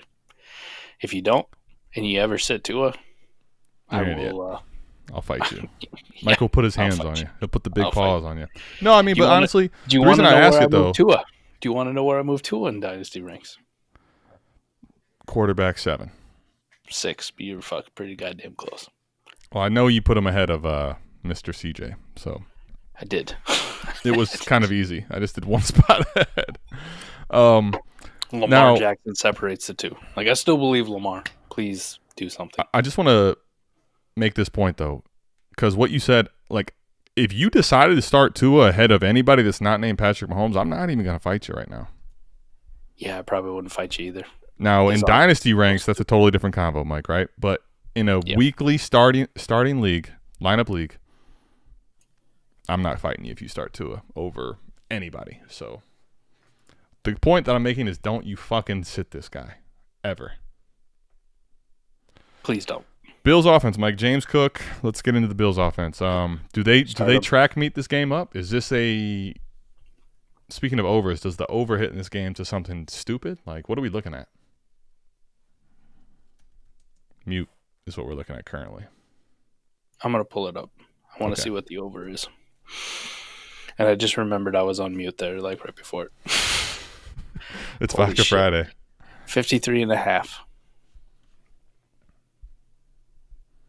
So Tua is over Cousins? Yes. Redraft, Dynasty, all of them. I think you could make a case for Kirk Cousins and redraft him and Tua. Like, I'd probably still want Tua. Dynasty is no question Tua. I want Tua even in redraft just because the offense is so good. Hey, would you look at that? No, it's close, though. Yeah. Another Dolphins game, another highest over-under on the week as far as Vegas is concerned, and it's not relatively close. That doesn't make sense. We need to get an analytics guy on this. That doesn't seem to add up. This could be a massive shootout, like sneaky. What do you mean could? Sneaky? No. It absolutely could be, and it's not sneaky. No. We like to think of both of these teams as having good defenses, right? Like, they wouldn't allow a shootout. Mike, as a sports guy, you know the answer to this. Hold on, you know the answer to this. Okay. A good offense always beats a good defense. You can play the best defense in the world, and the offense can be that good. In today's NFL, yes. Well, I'm talking about today's NFL. If we want to go back to the you can just fucking destroy your opponent's days, I'll disagree with that statement I made earlier. Yes, for the most part. Okay, I will say it though. Like, I don't really care how good your offense, quote unquote, is. Like, it all comes down to the big hog mollies up front, and if you can't run block or pass block, like, a good defensive line will fucking wreck your world. And I don't care who you are. Look at Joe Burrow a couple years ago in the Super Bowl. I don't disagree with that. All the weapons in the world didn't fucking matter. But my point is that offense wasn't good in that game. My point is the statement means if the defense is playing good and the offense is also playing good, like the offense can put the ball in a spot where the defense can play great defense and the offense is going to win. So these two offenses are great. This game has not sneaky potential. It could be the highest scoring game of the year, and I'm not going to look back and be shocked at all. This is going to be a man. It you know what's crazy is you know what I hate. They could both go for 40 something, and it would take that for them to beat the over of the Broncos game. I get the NFL's got like time zones too, but just think about it from a fan standpoint, right? NFL Red Zone, right? They put 8-9 games sometimes in the early window, right? And then there'll only be like 3, maybe 4. You're talking about last week because we only had 3. I know what you're doing. Just in general with Red Zone, like they always put like 3 or 4 tops in the late window. I think maybe week 1 we had 5, but they only put 3 or 4 last week. I think it was 3 last week. Last week was 3. Like, it was 12 overall with 3 in the afternoon. Why can't we make the Dolphins Bills an afternoon fucking game next to they're the both 3 on the East other? Coast. Well, who gives a fuck? Like they can't play football in the afternoon? Because you know why? Throws them off. Fuck it. Because reasons. Stupid. It's the fucking NFL. Do you know how these guys are they're as regimented as it gets, man. You know how many 3 afternoon games we have this week? Like, why can't we do a stream at 5 a.m.? 3. We could. 3. Who's gonna fucking watch? We get Raiders, Chargers. Who gives a fuck? Patriots. Can we do that again? That's a sounder. That's a sound. Patriots, Cowboys, where you hope the whole stadium just burns down because it's the Patriots and the Cowboys. Nobody. Bro, there are people that pay money for that fucking noise. Oh my goodness, that is Cardinals, a sounder. 49ers. Like, this is fucking Eric Van Eck. This is Dynasty Barry. What are we fucking doing here? This is our afternoon schedule. God damn it. Oh my god. And we're just gonna bury the best game of the week, Dolphins Bills, in the noon game. Daniel, he's not wrong, but no. Instead, we get Seahawks Giants as the Monday night game. We get Chiefs. Mike, Jets it's Danny Dimes. Chiefs fucking Jets as the fucking Sunday night game. You love Zach Wilson. Me.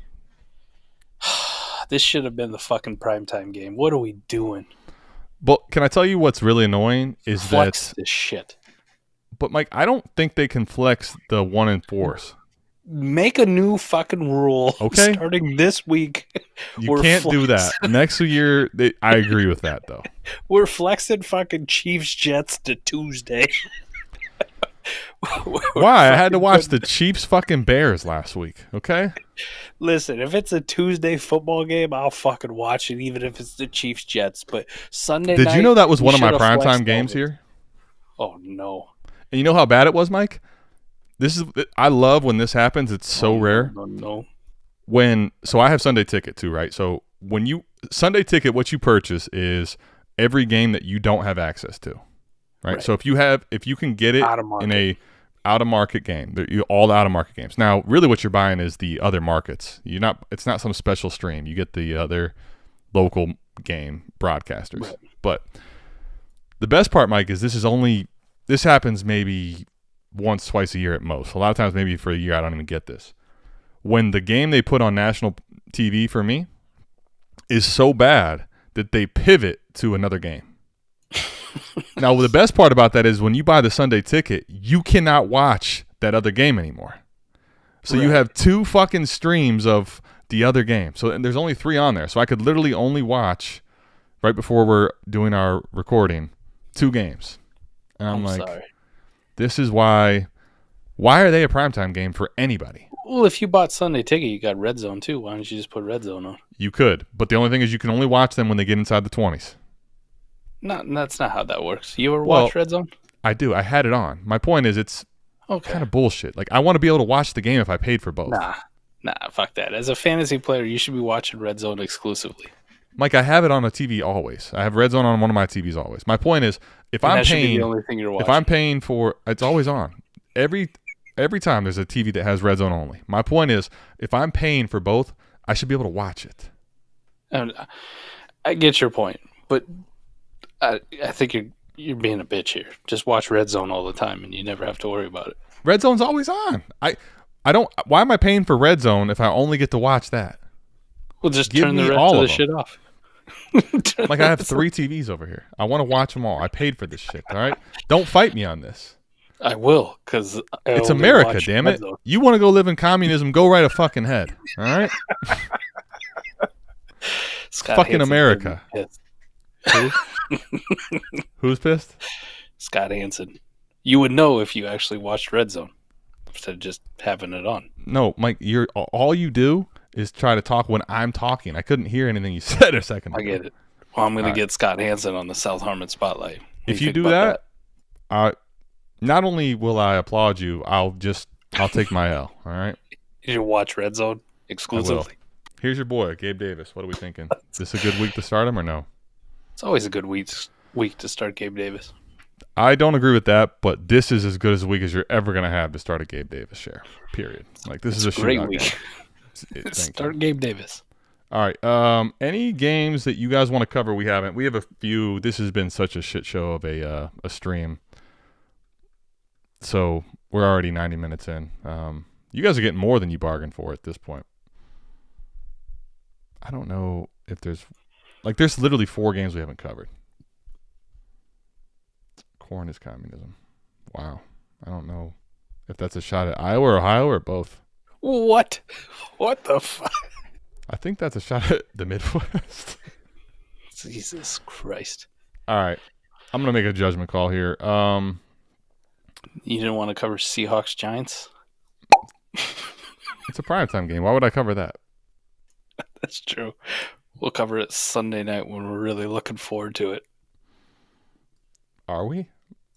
Will we ever be really looking forward to it? Maybe. Does Bijan have a better day? Do the Falcons have a better day? I think those go hand in hand. Right. It's an Arthur Smith offense. They're playing the Jags coming off of a really bad loss, by the way. And the Jags have got the home field advantage, right? They're in London. If they ever have a home field advantage, it's over in London. It's Jacksonville East. But the Falcons, the only good game we got from Kyle Pitts last year was in London. Great game. Great game. I mean, we might have a Mr. London. Not Drake. Kyle Pitts, London. Does Bijan get back to what we want out of Bijan? I would say last week when you look at it, right? He was like, man, he got bottled up by the Lions. And then we just saw what happened to Aaron Jones and the Green Bay offense. And you go, I don't feel so bad now. So I would say yes. Bijan has a pretty awesome day against the Jaguars. Does Kyle Pitts do Kyle Pitts-like things in London this year? I hope so. Look at him. Look at that guy. He wants to say yes, but he can't. I can't. But my body's telling me no. I don't want to hurt nobody. Speaking of London, does Drake London get off in London? This will be a Drake London week, I feel. London Bridge is falling down. Let's go. I don't know if that's a positive or negative. Drake London's going to score a fucking touchdown. How about that? Book it. All right. Drake London anytime touchdown. There's your prop from Mike. Prop. Tyler Algier. Can I tell you what would be very London of this day, Mike? Is a Tyler Algier monster game. I'm talking 18, 20 points. Please, God, don't do that to us. Act like we haven't seen it before. Well, you think we hate fucking David Montgomery taking touches for Jameer Gibbs? Wait till it's fucking Algier with 32 carries, and then the world goes bananas. Please. If he gets 32 touches, I'm knocking on wood. I'm begging Bijan does not get hurt because if he gets 32 touches, Bijan has to be hurt. No, I don't want anything like that to happen. Nothing. I don't want any of that. All right, let's get to the biggest concern for Dynasty gamers right now in Superflex. Sunshine gets your head out of your ass. How about that? Mr. Sunshine on my goddamn shoulders, John Denver. I think Fizzle liked our artistry, like our ability to sing right there. Like he's like, he's gonna let's get these guys in a studio. Let's get them in a studio, man. We need a studio sesh. Let's get them in real quick. T-Law, real talk. Like you are, I think, far more concerned than I am with what we talked about last week, personally. I don't understand it. That right. I can live with, but your comments made me concerned last week with where your head's at on this guy. It is, because what has changed for the worse for him? Like, can anybody name anything? Yes. Did he lose? Can I name something? Yeah. If we look at a couple bad weeks in a 17-game season and they happen to be in a small frame, like that's my thing. I think that this is overreaction to some bad weeks of football. Why would you come out, though, if your continuity is the same, plus you added a weapon with your pass-catching weapons? Mm-hmm. The offense coordinator is the same. The offensive line is the same. The head coach is the same. Mm-hmm. You're not dealing with any major injuries. Mm-hmm. Why do you suck so bad out of the gate? Can we admit that every single team, minus the 72 Dolphins, typically has a fucking clunker? Not through 3 weeks, though. Okay, but hold on. You haven't even finished, because here's the thing. The answer to that is yes, but then also it's a division game. But not 3 consecutive weeks of being a shitlord. Well, he hasn't been in a consecutive shitlord 3 weeks in a row. 2 weeks in a row, I'd agree. The first week wasn't that bad. It was not good. It was not what we wanted to see. Not good. Not good. I agree, but so my question is: Does 3 weeks right now for you, like, 10, really 30, shift 17. The rankings drastically? Because that's where I think the overreaction is too much for me personally. 10, 30, 17. He did something already this year, which he never did last year. Mm-hmm. That's 3 consecutive weeks outside the top 10. Mm-hmm. And last year was with a new system and without Calvin Ridley. Mm-hmm. That's what's concerning. That's what's fucking concerning to me, Adam. You look at that 10 too, and you're like, 10 wasn't so bad. And then you remember that almost every fucking quarterback worth of shit in week 1 was horrible. Every fucking one of them. Mm-hmm. Right.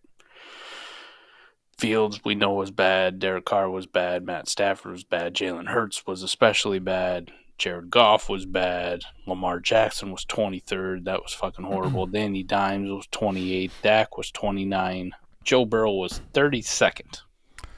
Aaron Rodgers tore his Achilles. Okay, but just for a second, go back to week 1, all right? Mm-hmm. Mike, they put it to the Colts, in my opinion. Okay.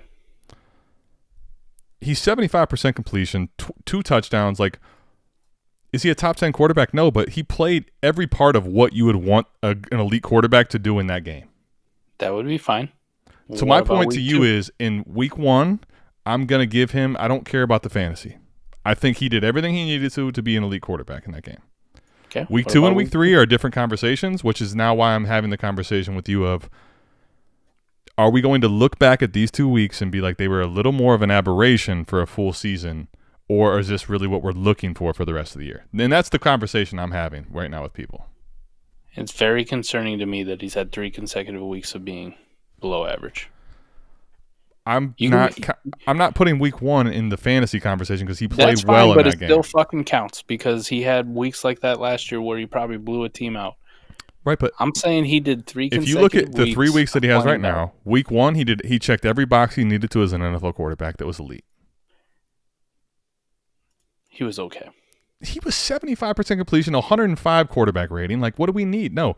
Week 1 he was very good. Week 2 and week 3 he was not. My point to you is, QBR said he was fucking mid, Adam. Not very good. He did everything he needed to outside of the pick to check all the boxes for me to say he was. And a 64.4 QBR, which isn't fucking elite. It's just he did enough to win the game. Congratulations. Week 2 and week 3, different conversations. I don't disagree. My point is that I can look at 2 weeks of sample size and say, yeah, I'm going to look back and be like, that was really dumb. We overreacted. 2 weeks of playing fucking god-awful and 1 week of being mid. 3 consecutive weeks of who gives a fuck. That's concerning. Okay. So is concerning enough for you to push dynasty value drastically is my question, which I still haven't gotten. Which I've already done. You have moved him. Yeah. Drastically. QB8. Okay. I won't do such a thing. Tua is above him. CJ Stroud's above him. Okay. I'm not putting CJ ahead of him. But he's had 3 weeks of just not being good. Like, sure. If he has a 4th in a row, like, what more do you want? I don't know what else to tell you. He has not played how good was he well for the start of last season? And that was last year. And he hasn't done a fucking thing this year yet. And we are in week 4. I'm telling you right now, like, people will hit the panic button if he does 4 consecutive weeks of playing like he has.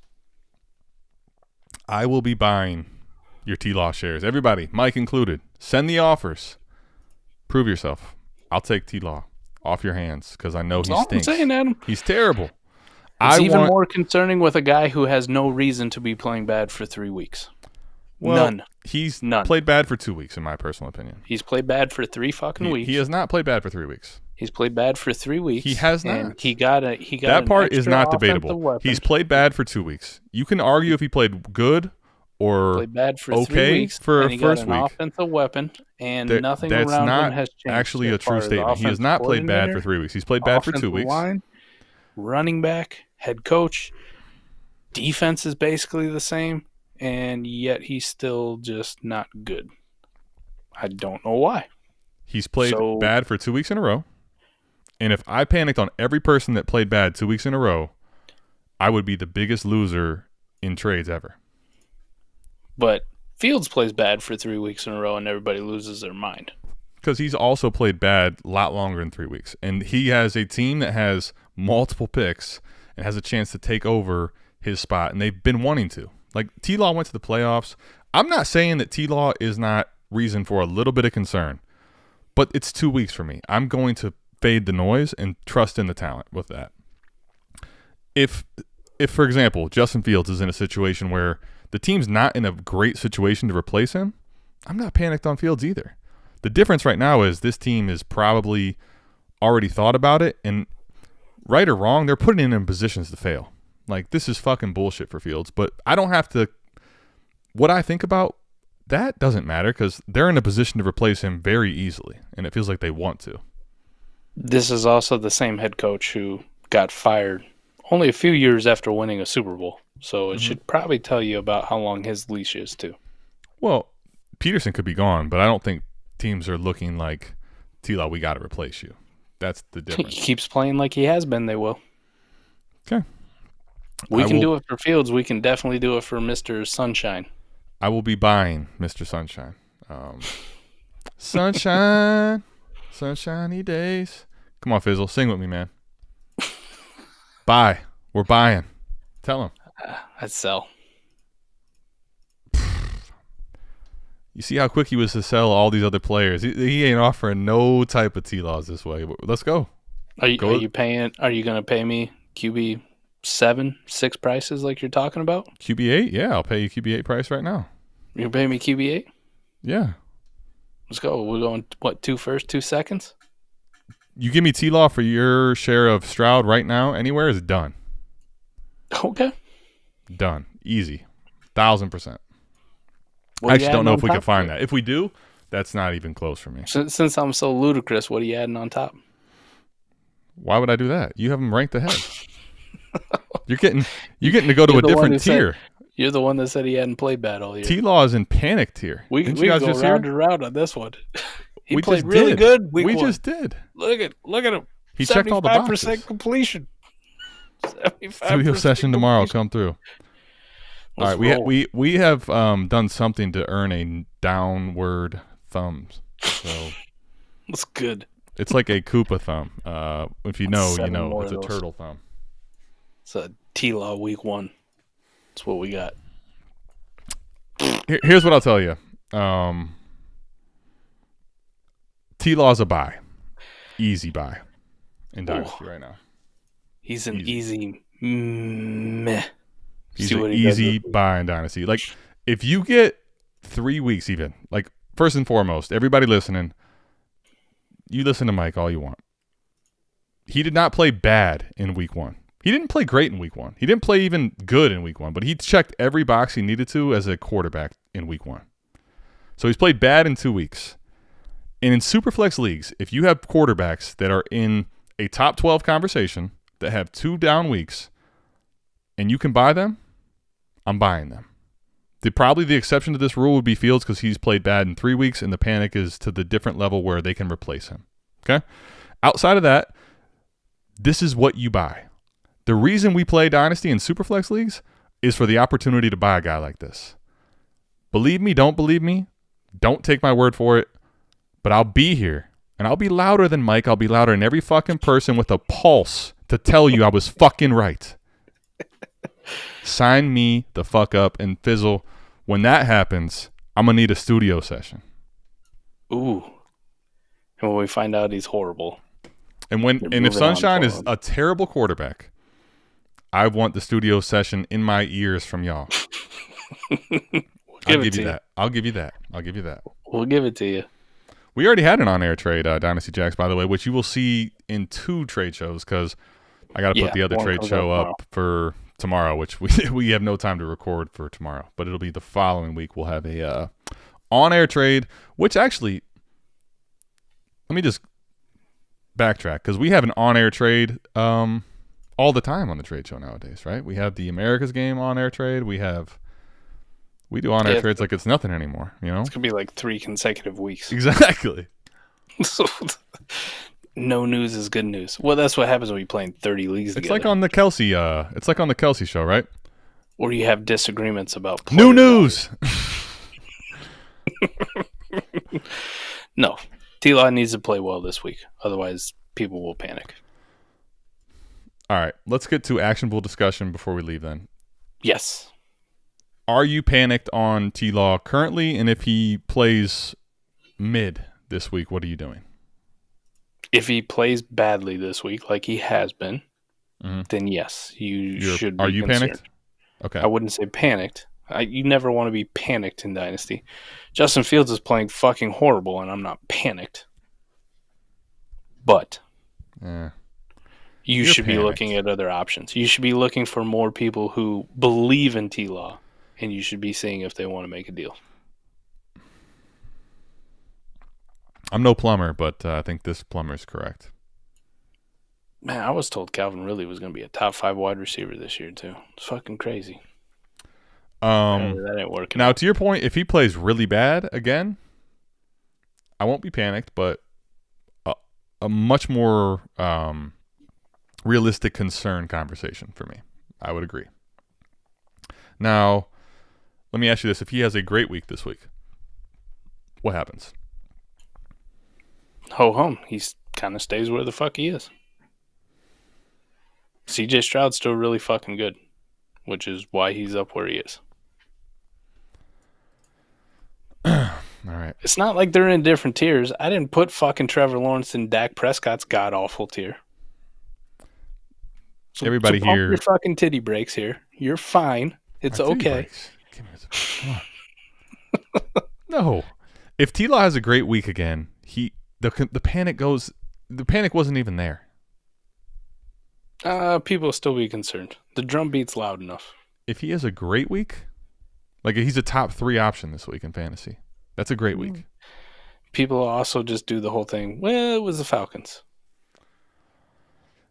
The panic will drop on a guy like T-Law if he has a great week, is my point. Now, to your point, if he has a down week, it will only get louder. I'm with you. But he's a elite enough asset that if he has a stud week, which we've seen him do plenty of, the conversation is going to change. He's still a top 9 dynasty quarterback at worst. And that's off of awful, as Mike says, 3 terrible weeks. He's going to go up. People believe in him. Where's he going? Who's he jumping? Stroud. Who else?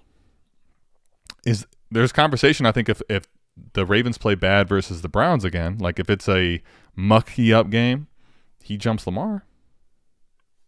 Anybody else? That puts him back at 6. Does he even get close to fucking Herbert and Burrow? No. No. But that puts him at quarterback 5. And guess what? If I have chances to buy quarterback 5 in Dynasty, who cares? No. It's a second tier. ATM's money moves. Go fucking buy Trevor Lawrence if Mike's going to let you have him because he's talking bullshit. What are you paying Mike, for? I'll pay CJ Stroud straight up. I'll pay 2 firsts and a second is not even a discussion. What else you paying? What do you mean, what else? Because I want to know what you're paying for him. Like CJ Stroud, that's it. That's all you got? Oh, CJ Stroud or T-Law? I think we're talking about T-Law right now. T-Law, what are you paying for T-Law? T-Law, 2 firsts and a second. Easy. Done. Do you think that gets done anywhere? Yes. Doubt it. He's had 3 terrible weeks in a row. Do you still think that gets done? And he's out. He's going to be, Peterson's gone. I'm not talking about Deshaun Watson. I'm not talking about Dak Prescott. Right. I'm talking about Trevor Lawrence. You think 2 firsts and a second gets it done? Yes. No. Not even close. So what are we talking about then? Could you buy CJ Stroud for 2 firsts and a second right now? Yes. I doubt that. No, you definitely could. No. You definitely could. For the right first and second, yes, you can buy. CJ Stroud is not unattainable. You throw that caveat into it, the right first and the second, yeah, you can buy just about anybody. Mike, my point is 2 firsts and a second. No, 2 firsts and a second does buy just about anybody. Because I got Caleb Williams. No. Mahomes is in his own tier. Allen is in his own tier with Hurts and, Burrow still probably, even as bad as he's played for this time with him being hurt. It takes more than 2 firsts and a second to buy a top 9 dynasty quarterback in Superflex leagues. Mike, how many people will you send 3 firsts for right now? Most of those quarterbacks, the top 9. Okay. So you don't think that you're not panicked on T-Law at all then? I didn't say I was panicked. I've never said So then why are we concerned? I said I had him at quarterback 9. You're concerned. You dropped him past CJ Stroud, a rookie. Concerned sounds like panicked. No, none. You can look up. Words. It's called the dictionary, and when you go to synonyms, they're going to be in synonyms. Well, let's see. What are synonyms? Synonyms of concerned. Here we go. This is Iowa Midwest talk. Worried, this is corn talk. Anxious, disturbed, perturbed, troubled, bothered, distressed, upset, disquieted, uneasy, ill at ease, apprehensive, agitated, and unquieted. None of those say panicked. So it's not a synonym. Google. So that's all the synonyms that we have. Is that right? Appreciate is that the only? Google. That's the only synonyms we have. Is that right? Appreciate it. Oh, solicitous, caring, attentive to, considerate of. None of them say panicked. Odd that I'm looking right here at some common synonyms are alarm, dread, fear, fright, terror, trepidation. Go to 109 words and there's concern in there. But I'll digress. I'll even lose a synonym conversation because there's hundreds of synonyms. A synonym means something similar. So if concern and panic aren't similar, they're both bad things. So if we're at like DEF CON, panicked would be DEF CON 1. We ain't there. Okay. We're DEF CON 3. Well, you ain't DEF CON 1 because you moved him below CJ Stroud. Fueling their fucking missiles. Mike has left, the safe community house. He's going to the communism side multiple times already on the stream. All right. Communism side. Oh shit. No, I'm concerned for T-Law because he's played bad and he has no excuse to. 4 weeks in a row. I will take. Be a different story. Mike, I will still send in the now. 3 firsts means a lot more and different things in a best ball and in a lineup league. Frankly, in most best ball leagues, I'm not sending 3 firsts for even the elite guys because I don't pay that type of thing. I don't play that way. Right. In a lineup league, I'll send 3 firsts for T-Law in a fucking second. Like, start 9, start 10, start 11. It's done. Here you go. Take them. There you go. That's what I was asking. How much are you paying for them? There's a different conversation than just a generic thing, though. So we know I'm paying 2 firsts in a second in any league anywhere. Best ball included. In a lineup league, start 9, start 10. You're sending 3 first for him. 3 first liquid right now. Mine early, not done. Here you go. Get you. Go ahead. I'm just here. You guys can have this. I'll take the Jaguar. All right. Ooh. Here, by the way, Mike is what is this? Corn Mike Kami. is a corn Kami. He spelled Kami wrong though, so it's not his fault. Well, I like it actually. It's like Midwest. Well, the Y's cleaner. Like I'll give him that. The Y's cleaner.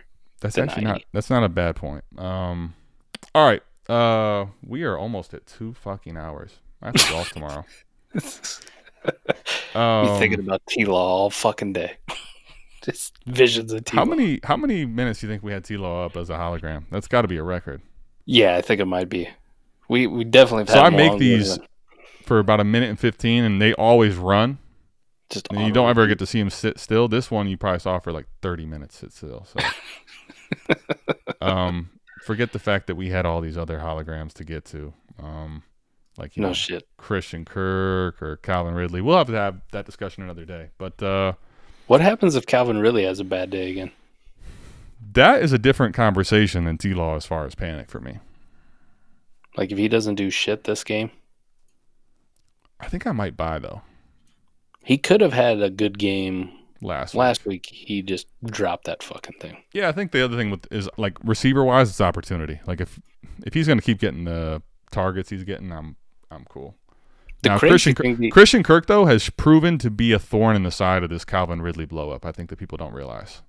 The only one that's been fucking consistent out of all of them has been Evan Engram, and I think that's the one that everybody pegged as struggling the most. For 22 minutes. I think everyone pegged Evan Engram as the one who was going to struggle the most between all 3 of those pass-catching weapons, and he's been the most consistent, which is kind of awkward, ain't it? Because Kirk didn't do fuck all week 1, had the massive week 2 game, but Evan Ingram's been consistent 7, 6, 5 for receptions, 8, and 5 for targets. Yeah, I think, hyper athletic tight ends with elite quarterbacks, you just fade the noise, I'll let you throw that elite in there just so we can move on. You don't have to let me. I'm happy to do it again. What should we do with Javonte? Dwayne, this is a good question, and I thought about making Javonte a buy in my last video for buys, but I'm a little more concerned with the offense. I'm not even concerned with the player. Like, the offense in general is a little more concerning as far as the run game goes for me to buy him. Now, the one thing I don't think you do is sell, though. This is maybe Javonte's all-time low in sell, including when he was a rookie. Like, Mike, what does Javonte get you back? Like, this is probably the worst time to sell, frankly, other than when he just hurt his knee last year. Second plus if you're lucky. You ain't getting a first. Yeah, you'll get a second-round pick and maybe a down tier at running back, right? Which is what? I mean, A.J. Dillon in a second, can you get that? I don't even know you get that. And who wants that? Who the fuck would want that? My point is, can you even get it? I'm holding the shit out of Javonte right now. I agree with that. I think he's a hold. I'm not going to go try to buy crazy because what's it going to cost you? I'll buy for a second if you want to let me have it, but I'm buying Javonte for a second. Agreed. Yeah. He's probably not to be had for a second though. Most places, right? No, I would say that's probably unrealistic. Mm-hmm. Daniel's with us. I think you hold Javonte. His usage already is solid given his snap count, and I think his snap count will go up. So I'm just not buying right now. Anyway, I think that's all we got, buddy. Mike, other than T-Law being a sell, what do you got? Anything? Any final thoughts? I was trying to figure out what you could buy Javonte for. Keep Trade Cuts telling you could buy him for Kirk Cousins. And I would definitely rather just have Kirk Cousins. I don't think that's fucking close. Well, there you go. Send your Kirk Cousins. And you get your nice Javonte share. Don't do that. Mike, is this the is this like the 22 startup days? I mean, who's doing that? No, I don't know. Fuck, Keep Trade Cuts weird. I like it. Personally, I like when they got Javonte. They got Javonte pretty high. So maybe you could get a first out of him. If you could get a first out of your Javonte, I would sell. Yeah, Because you can flip that first for more than DeVonta. So. Correct. We agree to end the show, unfortunately. Finally, even though we disagree about T-Law and his 1 spot difference. I'd tell you where you have him in your Dynasty ranks, but I'm still waiting for those. That's true. Mike hates when he doesn't get to see. Like, he wants to have you pinned down. He wants to have this certainty with his arguments. And when you don't give him that, and when you just hit him with hard facts, it's tough for the kid. So I love Adam's story time. We just live in the land of make-believe. It's good time. We do. You know what? Because here, the best part is we do believe here, Mike, and he's not a part of South Harmon. He's a commie. He doesn't believe in miracles. Here, we do believe in miracles. For all of you shitheads that believe in miracles, I appreciate you. I want you back here next week. So I will see you back here, same time, same place, next week for the preview of the holograms and the Sunday recap. We're out of this thing. Peace. Peace.